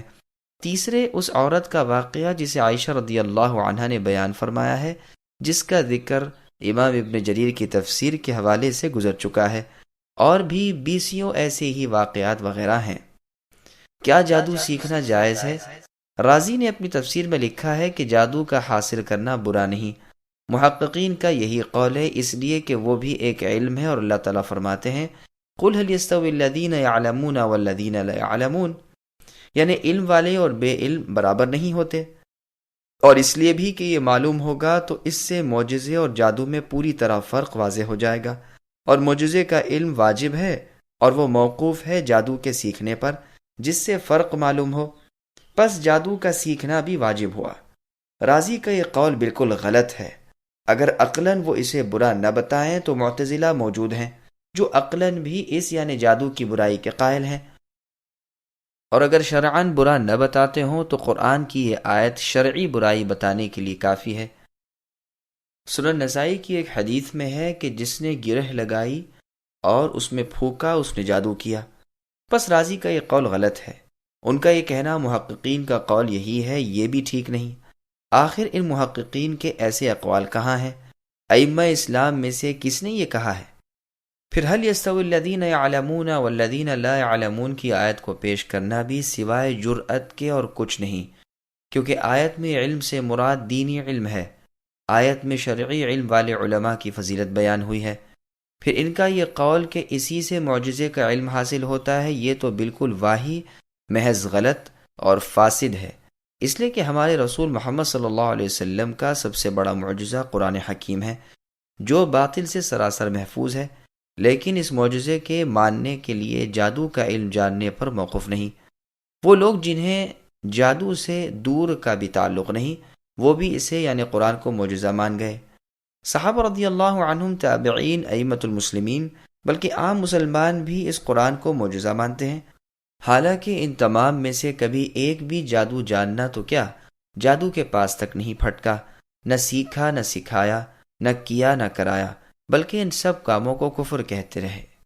پھر یہ دعویٰ کرنا کہ معجزے کا جاننا واجب ہے اور جادو اور معجزے کا فرق جادو کے جاننے پر موقف ہے، لہٰذا جادو کا سیکھنا واجب، یہ کس قدر محمل اور کس قدر غلط دعویٰ ہے۔ رازی نے جادو کی کئی قسمیں بیان کی ہیں، اور جو 8 قسم کے جادو رازی نے ذکر کیے ہیں یہ صرف باعتبار لفظ کے ہیں، کیونکہ عربی زبان میں سحر یعنی جادو ہر اس چیز کو کہتے ہیں جو بہت لطیف اور باریک ہو اور ظاہر میں انسان کی نگاہوں سے اس کے اسباب پوشیدہ رہ جائیں۔ اسی لیے ایک حدیث میں ہے، جس کو امام بخاری لے کر آئے ہیں، جس میں ہے کہ بعض بیان بھی جادو ہوتا ہے، اور اسی لیے صبح کے اول وقت کو سحور کہتے ہیں کہ وہ مخفی ہوتا ہے، اور اس رگ کو بھی سحر کہتے ہیں جو غذا کی نالی ہے۔ ابو جہل نے بدر کے دن یہی کہا تھا کہ اس کا سحر یعنی رگ طعام کھانے کی رگ خوف کے مارے پھول گئی۔ عائشہ رضی اللہ عنہ فرماتی ہیں، جسے امام بخاری لائے ہیں، کہ میرے سحر و نحر کے درمیان رسول صلی اللہ علیہ وسلم فوت ہوئے۔ تو نحر سے مراد سینہ اور سحر سے مراد رگ غذا ہے۔ قرآن میں بھی ہے سحروا اعین الناس، یعنی لوگوں کی نگاہوں سے اپنا کام مخفی کر کے انجام دیا۔ ابو عبداللہ قرطبی رحمہ اللہ کہتے ہیں، ہم کہتے ہیں کہ جادو ہے اور مانتے ہیں کہ جب اللہ کو منظور ہوتا ہے وہ جادو کے وقت جو چاہتے ہیں کر دیتے ہیں۔ گو معتزلہ اور ابو اسحاق اسفرائینی شافعی اس کے قائل نہیں، اور جادو کبھی ہاتھ کی چالاکی سے بھی ہوتا ہے اور کبھی ڈوروں دھاگوں سے بھی، کبھی اللہ کا نام پڑھ کر دم کرنے سے کہ اس میں بھی ایک خاص اثر ہوتا ہے، کبھی شیاطین کا نام لے کر شیطانی کاموں سے بھی لوگ کرتے ہیں، کبھی دواؤں وغیرہ کے ذریعے سے۔ صحیح بخاری اور مسلم میں ہے، رسول اللہ صلی اللہ علیہ وسلم فرماتے ہیں کہ بعض بیان جادو ہے، اس کے 2 مطلب ہو سکتے ہیں، ایک تو یہ کہ بطور تعریف کے رسول اللہ نے فرمایا ہو، اور ممکن ہے کہ بطور مذمت کے یہ ارشاد ہوا ہو کہ وہ اپنی غلط بات اس طرح بیان کرتا ہے کہ سچ معلوم ہوتی ہے، جیسے ایک اور حدیث میں ہے کہ کبھی میرے پاس تم مقدمہ لے کر آتے ہو اور ایک شخص اپنی چرب زبانی سے اپنے غلط دعوے کو صحیح ثابت کر دیتا ہے۔ وزیر ابو المظفر یحییٰ بن محمد بن حبیرہ رحمۃ اللہ علیہ نے اپنی کتاب الاشراف علی مذاہب الاشراف میں سحر کے باب میں کہا ہے کہ اجماع ہے کہ جادو کی حقیقت ہے، لیکن ابو حنیفہ اس کے قائل نہیں۔ جادو کے سیکھنے والے اور اسے استعمال میں لانے والے کو ابو حنیفہ، امام مالک اور امام احمد رحمہم اللہ کافر بتاتے ہیں۔ ابو حنیفہ کے بعض شاگردوں کا قول ہے کہ اگر جادو کو بچاؤ کے لیے سیکھے تو کافر نہیں ہوتا، ہاں جو اس کا اعتقاد رکھے اور اسے نفع دینے والا سمجھے وہ کافر ہے، اور اسی طرح جو یہ خیال کرتا ہے کہ شیاطین یہ کام کرتے ہیں اور اتنی قدرت رکھتے ہیں وہ بھی کافر ہے۔ امام شافعی رحمہ اللہ فرماتے ہیں جادوگر سے دریافت کیا جائے اگر وہ بابل والوں کا سا عقیدہ رکھتا ہو اور 7 ستاروں کو تاثیر پیدا کرنے والا جانتا ہو تو کافر ہے، اگر یہ نہ ہو اور جادو کو جائز جانتا ہو تو بھی کافر ہے۔ امام مالک اور امام احمد رحمہم اللہ کا قول یہ بھی ہے کہ جادوگر جب جادو کرے اور جادو کو استعمال میں لائے اسے وہیں قتل کر دیا جائے۔ امام شافعی رحمہ اللہ اور ابو حنیفہ کہتے ہیں جب تک بار بار نہ کرے یا کسی معین شخص کے بارے میں خود اقرار نہ کرے تب تک قتل نہ کیا جائے۔ تینوں امام یعنی امام مالک، شافعی اور احمد بن حنبل فرماتے ہیں کہ اس کا قتل بوجہ حد کے ہے، مگر امام شافعی رحمہ اللہ کا بیان ہے کہ بوجہ قصاص کے ہے۔ امام مالک رحمہ اللہ اور ابو حنیفہ اور ایک مشہور قول میں امام احمد رحمہ اللہ کا فرمان ہے کہ جادوگر سے توبہ بھی نہ کرائی جائے، کیونکہ اس کی توبہ سے اس پر سے حد نہیں ہٹے گی، اور امام شافعی کا قول ہے کہ اس کی توبہ مقبول ہوگی۔ ایک روایت میں امام احمد کا بھی ہی قول ہے۔ اہل کتاب کا جادوگر بھی ابو حنیفہ کے نزدیک قتل کر دیا جائے گا، لیکن امام مالک، شافعی، احمد بن حنبل رحمہم اللہ کا مذہب اس کے برخلاف ہے۔ لبید بن عاصم یہودی نے رسول اللہ پر جادو کیا تھا اور آپ نے اس کے باوجود اس کے قتل کرنے کو نہیں فرمایا۔ اگر کوئی مسلمان عورت جادوگرنی ہو، اس کے بارے میں ابو حنیفہ فرماتے ہیں کہ اسے قید کر دیا جائے، اور امام احمد بن حنبل کہتے ہیں کہ اسے بھی مرد کی طرح قتل کر دیا جائے، اور امام احمد کا قول ہی دلائل کی روح سے زیادہ قوی اور قرین صواب ہے، واللہ اعلم۔ زہری رحمہ اللہ کا قول ہے کہ مسلمان جادوگر قتل کر دیا جائے اور مشرک قتل نہ کیا جائے۔ امام مالک رحمہ اللہ فرماتے ہیں اگر ذمی کے جادو سے کوئی مر جائے تو ذمی کو بھی مار ڈالنا چاہیے۔ انہوں نے یہ بھی کہا کہ پہلے تو اسے کہا جائے کہ توبہ کر، اگر وہ توبہ کر لے اور اسلام قبول کرے تو خیر، ورنہ قتل کر دیا جائے۔ اور یہ بھی آپ سے مروی ہے کہ اگرچہ اسلام قبول کر لے تاہم قتل کر دیا جائے اس جادوگر کو جس کے جادو میں شرکیہ الفاظ ہوں۔ ائمہ امام شافعی، امام مالک، احمد اور دیگر ائمہ اسلام اہل الحدیث رحمۃ اللہ علیہم وغیرہ کافر کہتے ہیں، کیونکہ قرآن میں ہے فلا تکفر، پس تو جادو سیکھ کر کفر کا ارتکاب نہ کر۔ امام مالک رحمہ اللہ فرماتے ہیں جب اس پر غلبہ پا لیا جائے پھر وہ توبہ کرے تو توبہ قبول نہیں، جیسے زندیق بے دین، ہاں اس سے پہلے اگر توبہ کر لے تو قبول ہوگی۔ اگر اس کے جادو سے کوئی مر گیا پھر تو بہر صورت مارا جائے گا، یعنی قصاص میں۔ امام شافعی رحمہ اللہ فرماتے ہیں اگر وہ کہے کہ مار ڈالنے کے لیے میں نے اس پر جادو نہیں کیا تو قتل خطا کی دیت جرمانہ لے لی جائے۔ جادوگر سے اس کے جادو کو اتروانے کی سعید بن مسیب رحمہ اللہ نے اجازت دی ہے، جیسے کہ صحیح بخاری میں ہے۔ عامر شعبی رحمہ اللہ بھی اس میں کوئی حرج نہیں بتاتے، لیکن حسن بصری رحمہ اللہ اسے مکروہ بتاتے ہیں۔ عائشہ رضی اللہ عنہا نے رسول اللہ صلی اللہ علیہ وسلم کی خدمت میں عرض کیا تھا کہ آپ کیوں جادو کھلواتے نہیں؟ تو آپ نے فرمایا مجھے تو اللہ تعالیٰ نے شفا دے دی اور میں لوگوں پر برائی کھلوانے سے ڈرتا ہوں۔ یہ روایت بخاری کی ہے۔ وہب رحمۃ اللہ علیہ فرماتے ہیں بیری کے 7 پتے لے کر سل بٹے پر مالیدہ بنا کر پانی ملا لیا جائے، پھر آیت الکرسی پڑھ کر اس پر دم کر دیا جائے، اور جس پر جادو کیا گیا ہے اسے 3 گھونٹ پلا دیا جائے اور باقی پانی سے غسل کرا دیا جائے، انشاءاللہ جادو کا اثر جاتا رہے گا۔ یہ عمل خصوصیت سے اس شخص کے لیے بہت ہی اچھا ہے جو اپنی بیوی سے روک دیا گیا ہو۔ جادو کو دور کرنے اور اس کے اثر کو زائل کرنے کے لیے سب سے اعلیٰ چیز قل اعوذ برب الفلق اور قل اعوذ برب الناس کی صورتیں ہیں۔ سنن نسائی کی حدیث میں ہے کہ ان جیسا کوئی تعویذ یعنی استعاذہ نہیں۔ اسی طرح آیت الکرسی بھی شیطان کو دفع کرنے میں اعلیٰ درجے کی چیز ہے، جیسا کہ صحیح بخاری کی حدیث میں ہے۔ يا أيها الذين آمنوا لا تقولوا راعنا وقولوا انظرنا واسمعوا وللكافرين عذاب أليم ما يود الذين كفروا من أهل الكتاب ولا المشركين أن ينزل عليكم من خير من ربكم والله يختص برحمته من يشاء واللہ ذو الفضل العظیم۔ اے ایمان والو، تم راعنا نہ کہا کرو بلکہ انظرنا کہو، یعنی ہماری طرف دیکھتے اور سنتے رہا کرو، اور کافروں کے لیے دردناک عذاب ہیں۔ نہ تو اہل کتاب کے کافر چاہتے ہیں نہ مشرکین چاہتے ہیں کہ تم پر اے مسلمانوں تمہارے رب کی کوئی بھلائی نازل ہو۔ ان کے اس حسد سے کیا ہوا؟ اللہ تعالیٰ جسے چاہیں اپنی رحمت خصوصیت سے عطا فرمائے، اللہ تعالیٰ بڑے فضل والے ہیں۔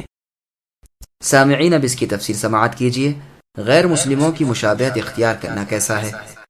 اس آیت میں اللہ تعالیٰ اپنے مؤمن بندوں کو کافروں کی بول چال اور ان کے کاموں کی مشابہت سے روک رہے ہیں۔ یہودی بعض الفاظ زبان دبا کر بولتے تھے اور مطلب برا لیتے تھے۔ جب انہیں یہ کہنا ہوتا کہ ہماری سنیے تو کہتے تھے راعنا، اور مراد اس سے رعونت اور سرکشی لیتے تھے، جیسے اور جگہ اللہ تعالیٰ کا بیان ہے من الذین ہادوا الآیہ، یعنی یہودیوں میں ایسے لوگ بھی ہیں جو باتوں کو اصلیت سے ہٹا دیتے ہیں اور کہتے ہیں ہم سنتے ہیں لیکن مانتے نہیں، اپنی زبانوں کو موڑ توڑ کر دین میں تانہ زنی کے لیے راعنا کہتے ہیں۔ اگر یہ کہتے کہ ہم نے سنا اور مانا، ہماری بات سنیے اور ہماری طرف توجہ کیجیے، تو یہ ان کے لیے بہتر اور مناسب ہوتا، لیکن ان کے کفر کی وجہ سے اللہ نے انہیں اپنی رحمت سے دور کر دیا ہے، ان میں ایمان بہت ہی کم ہے۔ احادیث میں یہ بھی آیا ہے کہ جب یہ لوگ سلام کرتے ہیں تو السلام علیکم کہتے ہیں، اور سام کے معنی موت کے ہیں، تو تم ان کے جواب میں وعلیکم کہا کرو، ہماری دعا ان کے حق میں قبول ہوگی اور ان کی بد دعا ہمارے حق میں قبول نہیں ہوگی۔ یہ حدیث بخاری اور مسلم کی ہے۔ الغرض قول و فعل میں ان سے مشابہت کرنی منع ہے۔ مسند احمد کی حدیث میں ہے میں قیامت کے قریب تلوار کے ساتھ بھیجا گیا ہوں، میری روزی حق تعالیٰ نے میرے نیزے تلے رکھی ہے، ذلت اور پستی اس کے لیے ہے جو میرے احکام کا خلاف کرے، اور جو شخص کسی غیر مسلم قوم سے مشابہت کرے وہ انہی میں سے ہے۔ اور سنن ابی داؤد میں بھی یہ مشابہت والا حصہ مروی ہے۔ اس آیت اور حدیث سے ثابت ہوا کہ کفار کے اقوال و افعال، یعنی ان کی باتوں اور ان کے کاموں، نیز ان کے لباس، عید اور عبادت میں ان کی مشابہت کرنا جو ہمارے لیے مشروع اور مقرر نہیں، سخت منع ہے، اور اس پر شریعت میں عذاب کی دھمکی اور سخت ڈراوا اور حرمت کی اطلاع دی گئی ہے۔ ابن مسعود رضی اللہ عنہ فرماتے ہیں کہ جب تم قرآن کریم میں یا ایھا الذین آمنوا سنو تو کان لگا دو اور دل سے متوجہ ہو جایا کرو، کیونکہ یا تو کسی برائی سے ممانعت ہوگی، یعنی کسی برے کام سے روکا جائے گا، یا کسی نیکی کا حکم ہوگا۔ خیثمہ رضی اللہ عنہ فرماتے ہیں تورات میں بنی اسرائیل کو خطاب کرتے ہوئے اللہ تعالیٰ نے یا ایھا المساکین فرمایا ہے، لیکن امت محمدیہ صلی اللہ علیہ وسلم کو یا ایھا الذین آمنوا کے معزز یعنی باعزت خطاب سے سرفراز فرمایا ہے۔ رائنا کے معنی ہماری طرف کان لگانے کے ہیں، جیسے عاطنا۔ مجاہد رحمہ اللہ فرماتے ہیں اس کے معنی مخالفت کے ہیں، یعنی خلاف نہ کہا کرو۔ ان سے یہ بھی مروی ہے کہ مطلب یہ ہے کہ آپ ہماری سنیے اور ہم آپ کی۔ انصار نے بھی یہی لفظ رسول اللہ صلی اللہ علیہ وسلم کے سامنے کہنا شروع کر دیا تھا، جس سے قرآن کریم نے انہیں روک دیا۔ حسن رحمہ اللہ فرماتے ہیں راعن کہتے ہیں مذاق کی بات کو، یعنی تم رسول اللہ کی باتوں اور اسلام سے مذاق نہ کیا کرو۔ ابو صخر رحمہ اللہ کہتے ہیں جب رسول اللہ جانے لگتے تو جنہیں کوئی بات کہنی ہوتی تو وہ کہتے اپنا کان ادھر کیجئے۔ اللہ تعالیٰ نے اس بے ادبی کے کلمے سے روک دیا اور اپنے نبی کی عزت کرنے کی تعلیم فرمائی۔ سدی رحمہ اللہ کہتے ہیں رفاعہ ابن زید یہودی رسول اللہ سے باتیں کرتے ہوئے لفظ کہا کرتا تھا، مسلمانوں نے بھی یہ خیال کر کے کہ یہ لفظ ادب کے ہیں، یہی لفظ بولنے شروع کر دیے، جس پر انہیں روک دیا گیا، جیسے سورہ نساء میں بھی ہے۔ مقصد یہ ہے کہ اس کلمے کو اللہ تعالیٰ نے برا جانا اور اس کے استعمال سے مسلمانوں کو روک دیا، جیسے حدیث میں آیا ہے کہ انگور کو کرم اور غلام کو عبد یعنی بندہ نہ کہو وغیرہ۔ یہ روایت صحیح مسلم نیز بخاری کی ہے۔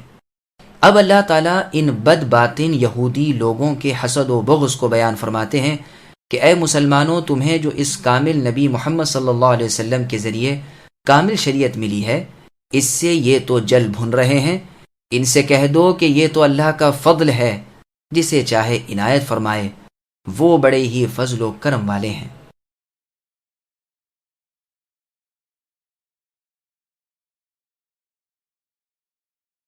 ما ننسخ من آية أو ننسها نأت بخير منها أو مثلها ألم تعلم أن الله على كل شيء قدير ألم تعلم أن الله له ملك السماوات والأرض وما لكم من دون الله من ولي ولا نصير۔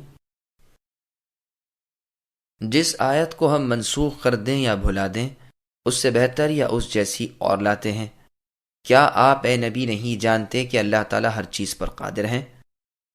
کیا آپ کو علم نہیں کہ زمین و آسمان کا ملک اللہ ہی کے لیے ہے، اور اللہ کے سوا تمہارے کوئی ولی اور مددگار نہیں؟ سامعین اب آیتوں کی تفسیر سماعت کیجیے۔ ناسخ اور منسوخ کی بحث۔ ابن عباس رضی اللہ عنہما فرماتے ہیں نسخ کے معنی بدل کے ہیں۔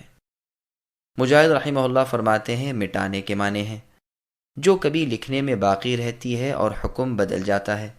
ابن مسعود رضی اللہ عنہ کے شاگرد اور ابو العالیہ اور محمد ابن کعب القرظی رحمہم اللہ سے بھی اسی طرح مروی ہے۔ ضحاک رحمہ اللہ فرماتے ہیں بھلا دینے کے معنی ہیں۔ عطا رحمہ اللہ فرماتے ہیں چھوڑ دینے کے معنی ہیں۔ سدی رحمہ اللہ کہتے ہیں اٹھا لینے کے معنی ہیں، جیسے آیت الشیخ والشیخۃ اذا زنیا فرجموہما البتہ، یعنی زانی بوڑھا مرد اور زانیہ عورت جب یہ زنا کریں تو سنسار کر دیا کرو، اور جیسے بخاری کی حدیث میں ہے لو كان لابن آدم وادیان من ذهب لابتغى لهما ثالثا، یعنی ابن آدم یعنی آدم کی اولاد کو اگر 2 جنگل سونے کے مل جائیں تو پھر بھی وہ تیسرے کی جستجو میں رہے گا۔ ابن جریر رحمہ اللہ فرماتے ہیں کہ احکام میں تبدیلی ہم کر دیا کرتے ہیں، حلال کو حرام، حرام کو حلال، جائز کو ناجائز، ناجائز کو جائز وغیرہ۔ حکم کرنا، روکنا اور رخصت جائز اور ممنوع کاموں میں نسخ ہوتا ہے۔ ہاں جو خبریں دی گئی ہیں، واقعات بیان کیے گئے ہیں، ان میں رد و بدل اور ناسخ و منسوخ نہیں ہوتا۔ نسخ کے لفظی معنی نقل کرنے کے ہیں، جیسے کتاب کے ایک نسخے سے دوسرا نقل کر لینا۔ اسی طرح یہاں بھی چونکہ ایک حکم کے بدلے دوسرا حکم ہوتا ہے، اس لیے اسے نسخ کہتے ہیں، خواہ حکم کا بدل جانا ہو خواہ الفاظ کا۔ علماء اصول کی عبارتیں اس مسئلے میں گو مختلف ہیں، مگر معنی کے لحاظ سے سب قریب قریب ایک ہی ہیں۔ نسخ کے معنی کسی شرعی حکم کا بعد والی دلیل کی وجہ سے ہٹ جانا ہے۔ کبھی ہلکی چیز کے بدلے بھاری ہوتی ہے، کبھی بھاری کے بدلے ہلکی، اور کبھی کوئی بدل ہی نہیں ہوتا۔ رہے نسخ کے احکام، اس کی قسمیں، اس کی شرائط وغیرہ کے لیے اس فن کی کتابوں کو دیکھنا چاہیے، یہاں تفسیر کے احکام کے بیان کرنے کی جگہ نہیں۔ طبرانی میں ایک روایت ہے کہ 2 آدمیوں نے نبی صلی اللہ علیہ وسلم سے ایک سورت یاد کی تھی، اسے وہ پڑھتے رہے۔ ایک مرتبہ رات کی نماز میں ہر چند اسے پڑھنا چاہا، لیکن قوت حافظہ نے ساتھ نہ دیا۔ گھبرا کر خدمت نبوی میں حاضر ہوئے اور رسول اللہ سے اس کا ذکر کیا۔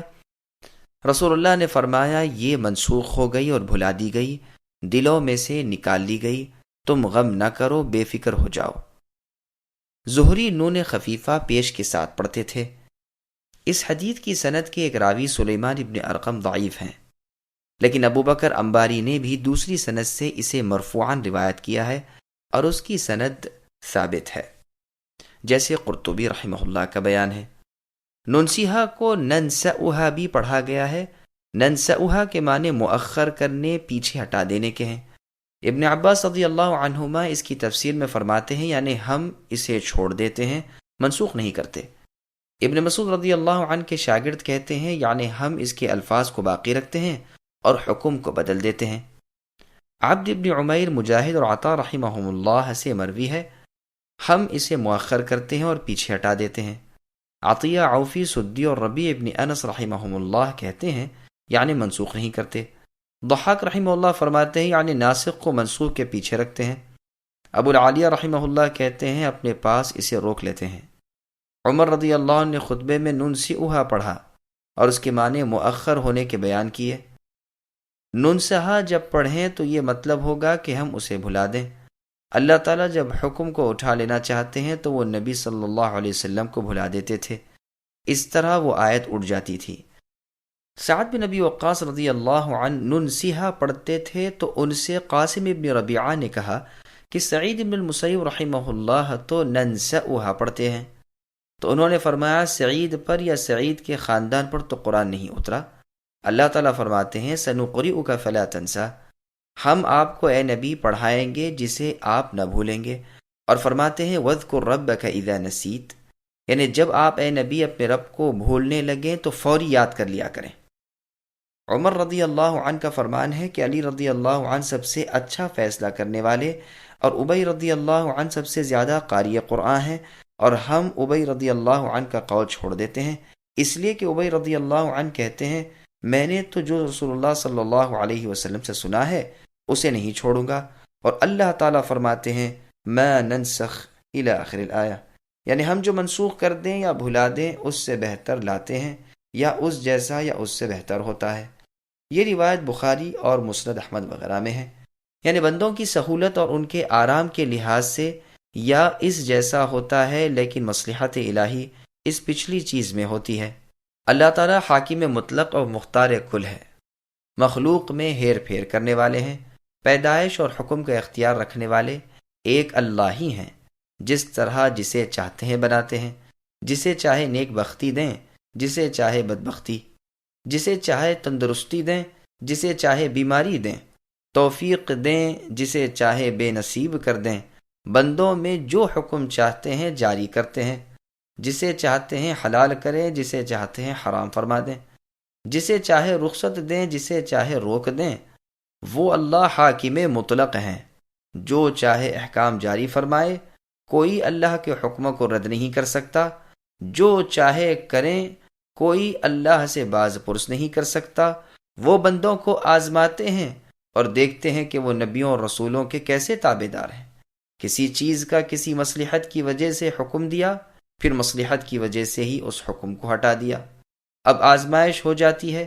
نیک لوگ تو اس وقت بھی اطاعت کے لیے کمر بستہ تھے اور اب بھی ہیں، لیکن بد باطن لوگ باتیں بناتے ہیں اور ناک بھوں چڑھاتے ہیں، حالانکہ تمام مخلوق کو اپنے خالق کی تمام باتیں ماننی چاہیے اور ہر حال میں رسول صلی اللہ علیہ وسلم کی پیروی کرنی چاہیے، اور جو وہ کہے اسے دل سے سچا ماننا چاہیے، جو حکم دے بجا لانا چاہیے، جس سے روکے رک جانا چاہیے۔ اس مقام میں بھی یہودیوں کا زبردست رد ہے، اور ان کے کفر کا بیان ہے کہ وہ نسخ کے قائل نہ تھے۔ بعض تو کہتے تھے اس میں محال عقلی لازم آتا ہے، اور بعض محال نقلی بھی مانتے تھے۔ اس آیت میں گو خطاب فخر عالم محمد صلی اللہ علیہ وسلم کو ہے، مگر دراصل یہ کلام یہودیوں کو سنانا ہے، جو انجیل کو اور قرآن کو اس وجہ سے نہیں مانتے تھے کہ ان میں بعض احکام تورات کے منسوخ ہو گئے تھے، اور اسی وجہ سے وہ ان نبیوں کی نبوت کے بھی صرف عناد اور تکبر کی بنا پر منکر ہو گئے تھے، ورنہ عقلاً نسخ محال نہیں، اس لیے کہ جس طرح وہ اپنے کاموں میں اللہ با اختیار ہیں، اسی طرح حکموں میں بھی با اختیار ہے۔ جو چاہے اور جب چاہے پیدا کر دیں، جسے چاہے اور جس طرح چاہیں اور جس وقت چاہیں رکھیں، اسی طرح جو چاہیں اور جس وقت چاہیں حکم دیں۔ اللہ جو تمام حاکموں کے حاکم ہے، ان پر حاکم کون ہے؟ کوئی بھی نہیں۔ اسی طرح نقلاً بھی یہ ثابت شدہ امر ہے جو کہ پہلی کتابوں اور پہلی شریعتوں میں موجود ہے۔ آدم علیہ السلام کی بیٹیاں بیٹے آپس میں بھائی بہن ہوتے تھے، لیکن نکاح جائز تھا، پھر اسے حرام کر دیا۔ نوح علیہ السلام جب کشتی سے اترتے ہیں تو اس وقت تمام حیوانات کا کھانا حلال تھا، یعنی تمام جانوروں کا، لیکن پھر بعض کی حلت منسوخ ہو گئی۔ 2 سگی بہنوں کا نکاح اسرائیل اور ان کی اولاد پر حلال تھا، لیکن پھر تورات میں اور اس کے بعد حرام ہو گیا۔ ابراہیم علیہ السلام کو بیٹے کی قربانی کا حکم دیا، پھر قربانی کرنے سے پہلے ہی منسوخ کر دیا۔ بنو اسرائیل کو حکم دیا جاتا ہے کہ بچھڑا پوجنے میں جو شامل تھے سب اپنی جانوں کو قتل کر ڈالیں، لیکن ابھی بہت سے باقی ہیں جو منسوخ ہو جاتا ہے۔ اسی طرح کے اور بہت سے واقعات موجود ہیں، اور خود یہودی بھی ان کا اقرار کرتے ہیں، لیکن پھر بھی قرآن و نبی آخر الزماں محمد صلی اللہ علیہ وسلم کو یہ کہہ کر نہیں مانتے کہ اس سے اللہ کے کلام میں نسخ لازم آتا ہے اور وہ محال ہے۔ بعض لوگ جو اس کے جواب میں لفظی بحثوں میں پڑ جاتے ہیں، وہ یاد رکھیں کہ اس سے دلالت نہیں بدلتی اور مقصود وہی ہے۔ رسول اللہ کی بشارت یہ لوگ اپنی کتابوں میں پاتے تھے، رسول اللہ کی تابع داری کا حکم بھی دیکھتے تھے، یہ بھی معلوم تھا کہ آپ کی شریعت کے مطابق جو عمل نہ ہو وہ مقبول نہیں۔ یہ اور بات ہے کہ کوئی کہے وہ اگلی شریعتیں صرف رسول اللہ صلی اللہ علیہ وسلم کے آنے تک ہی تھیں، اس لیے یہ شریعت ان کی ناسخ نہیں، یا کہے کہ ناسخ ہے۔ بہر صورت رسول مقبول محمد صلی اللہ علیہ وسلم کی تابع داری کے بغیر کوئی چارہ نہیں، اس لیے کہ آپ آخری کتاب کو اللہ کے پاس سے ابھی ابھی لے کر آئے ہیں۔ پس اس آیت میں اللہ نے نسخ کے جواز کو بیان فرما کر اس ملعون گروہ یہود کا رد کیا۔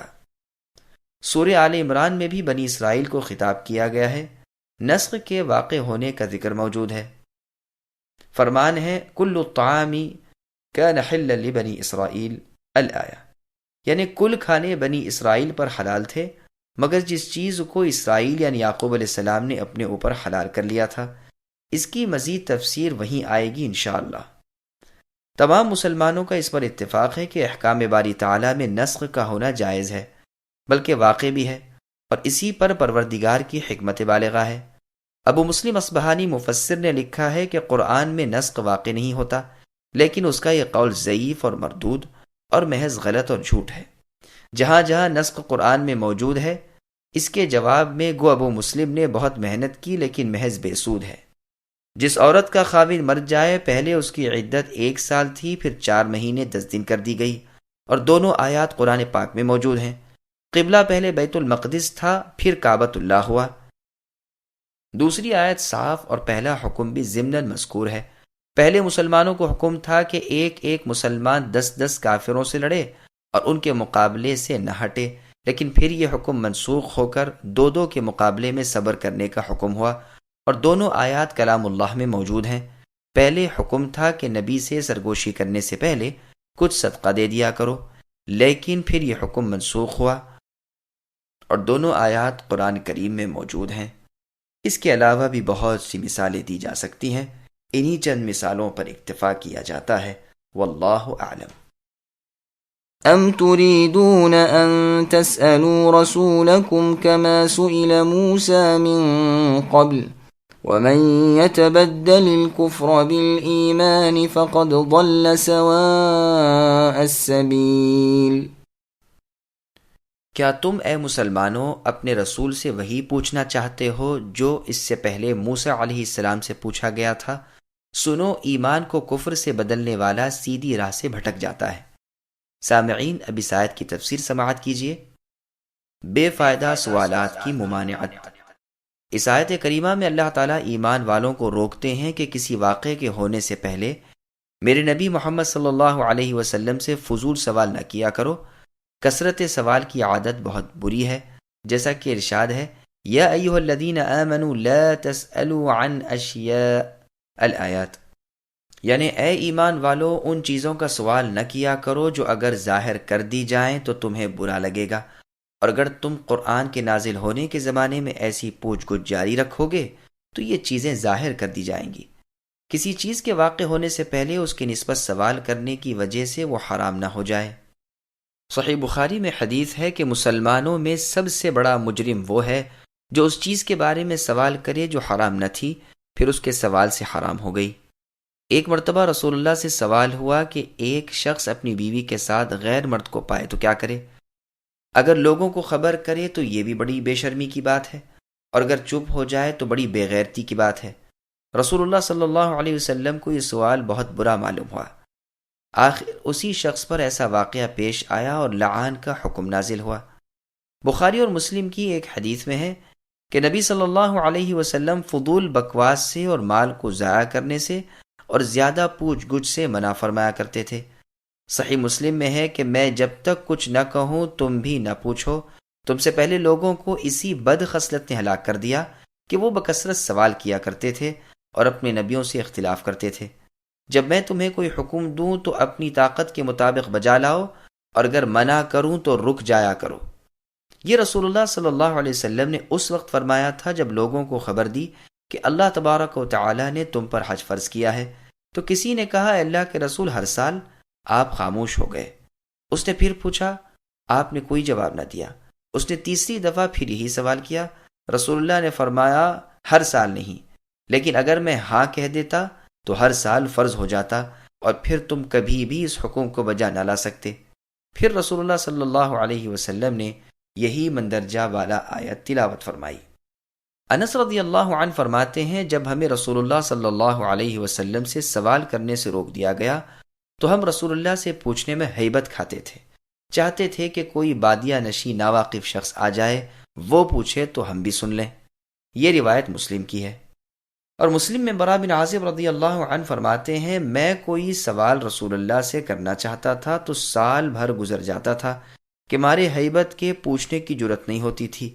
ہم تو خواہش رکھتے تھے کہ کوئی عرابی یعنی دیہات کا بادیہ نشی آدمی آئے اور رسول اللہ سے سوال کر بیٹھے، پھر ہم بھی سن لیں۔ یہاں پر لفظ ام یا تو بل کے معنی میں ہے یا اپنے اصلی معنی میں ہے، یعنی سوال کے بارے میں جو یہاں پر انکاری ہے۔ یہ حکم مومن کافر سب کو ہے، کیونکہ رسول اللہ کی رسالت سب کی طرف تھی۔ قرآن میں اور جگہ ہے یسألک اہل الکتاب الی آخرہ، یعنی اہل کتاب آپ سے نبی سوال کرتے ہیں کہ آپ ان پر کوئی آسمانی کتاب اتاریں۔ انہوں نے موسیٰ علیہ السلام سے اس سے بھی بڑا سوال کیا تھا کہ اللہ کو ہم اپنی آنکھوں سے اسی دنیا میں دیکھنا چاہتے ہیں، جس ظلم کی وجہ سے انہیں ایک تند آواز نے ہلاک کر دیا۔ رافع ابن حریملہ اور وہب ابن زید نے کہا تھا کہ اے محمد صلی اللہ علیہ وسلم، کوئی آسمانی کتاب ہم پر نازل کیجئے جسے ہم پڑھیں اور ہمارے شہروں میں دریا جاری کر دیں تو ہم آپ کو مان لیں۔ اس پر یہ آیت اتری۔ معلوم ہوا کہ تکبر، عناد، سرکشی کے ساتھ نبیوں سے سوال کرنا نہایت مذموم حرکت ہے۔ جو کفر کو ایمان کے بدلے مول لے اور آسانی کو سختی سے بدلے، وہ سیدھی راہ سے ہٹ کر جہالت و ضلالت میں گر جاتا ہے۔ اسی طرح غیر ضروری سوال کرنے والا بھی، جیسے اور جگہ ہے الم تر الی الذین بدلوا الآیات، اے نبی کیا آپ نے انہیں نہیں دیکھا جو اللہ تعالیٰ کی نعمت کو کفر سے بدلتے ہیں اور اپنی قوم کو ہلاکت میں ڈالتے ہیں؟ وہ جہنم میں داخل ہوں گے اور وہ بڑی بری قرارگاہ ہے۔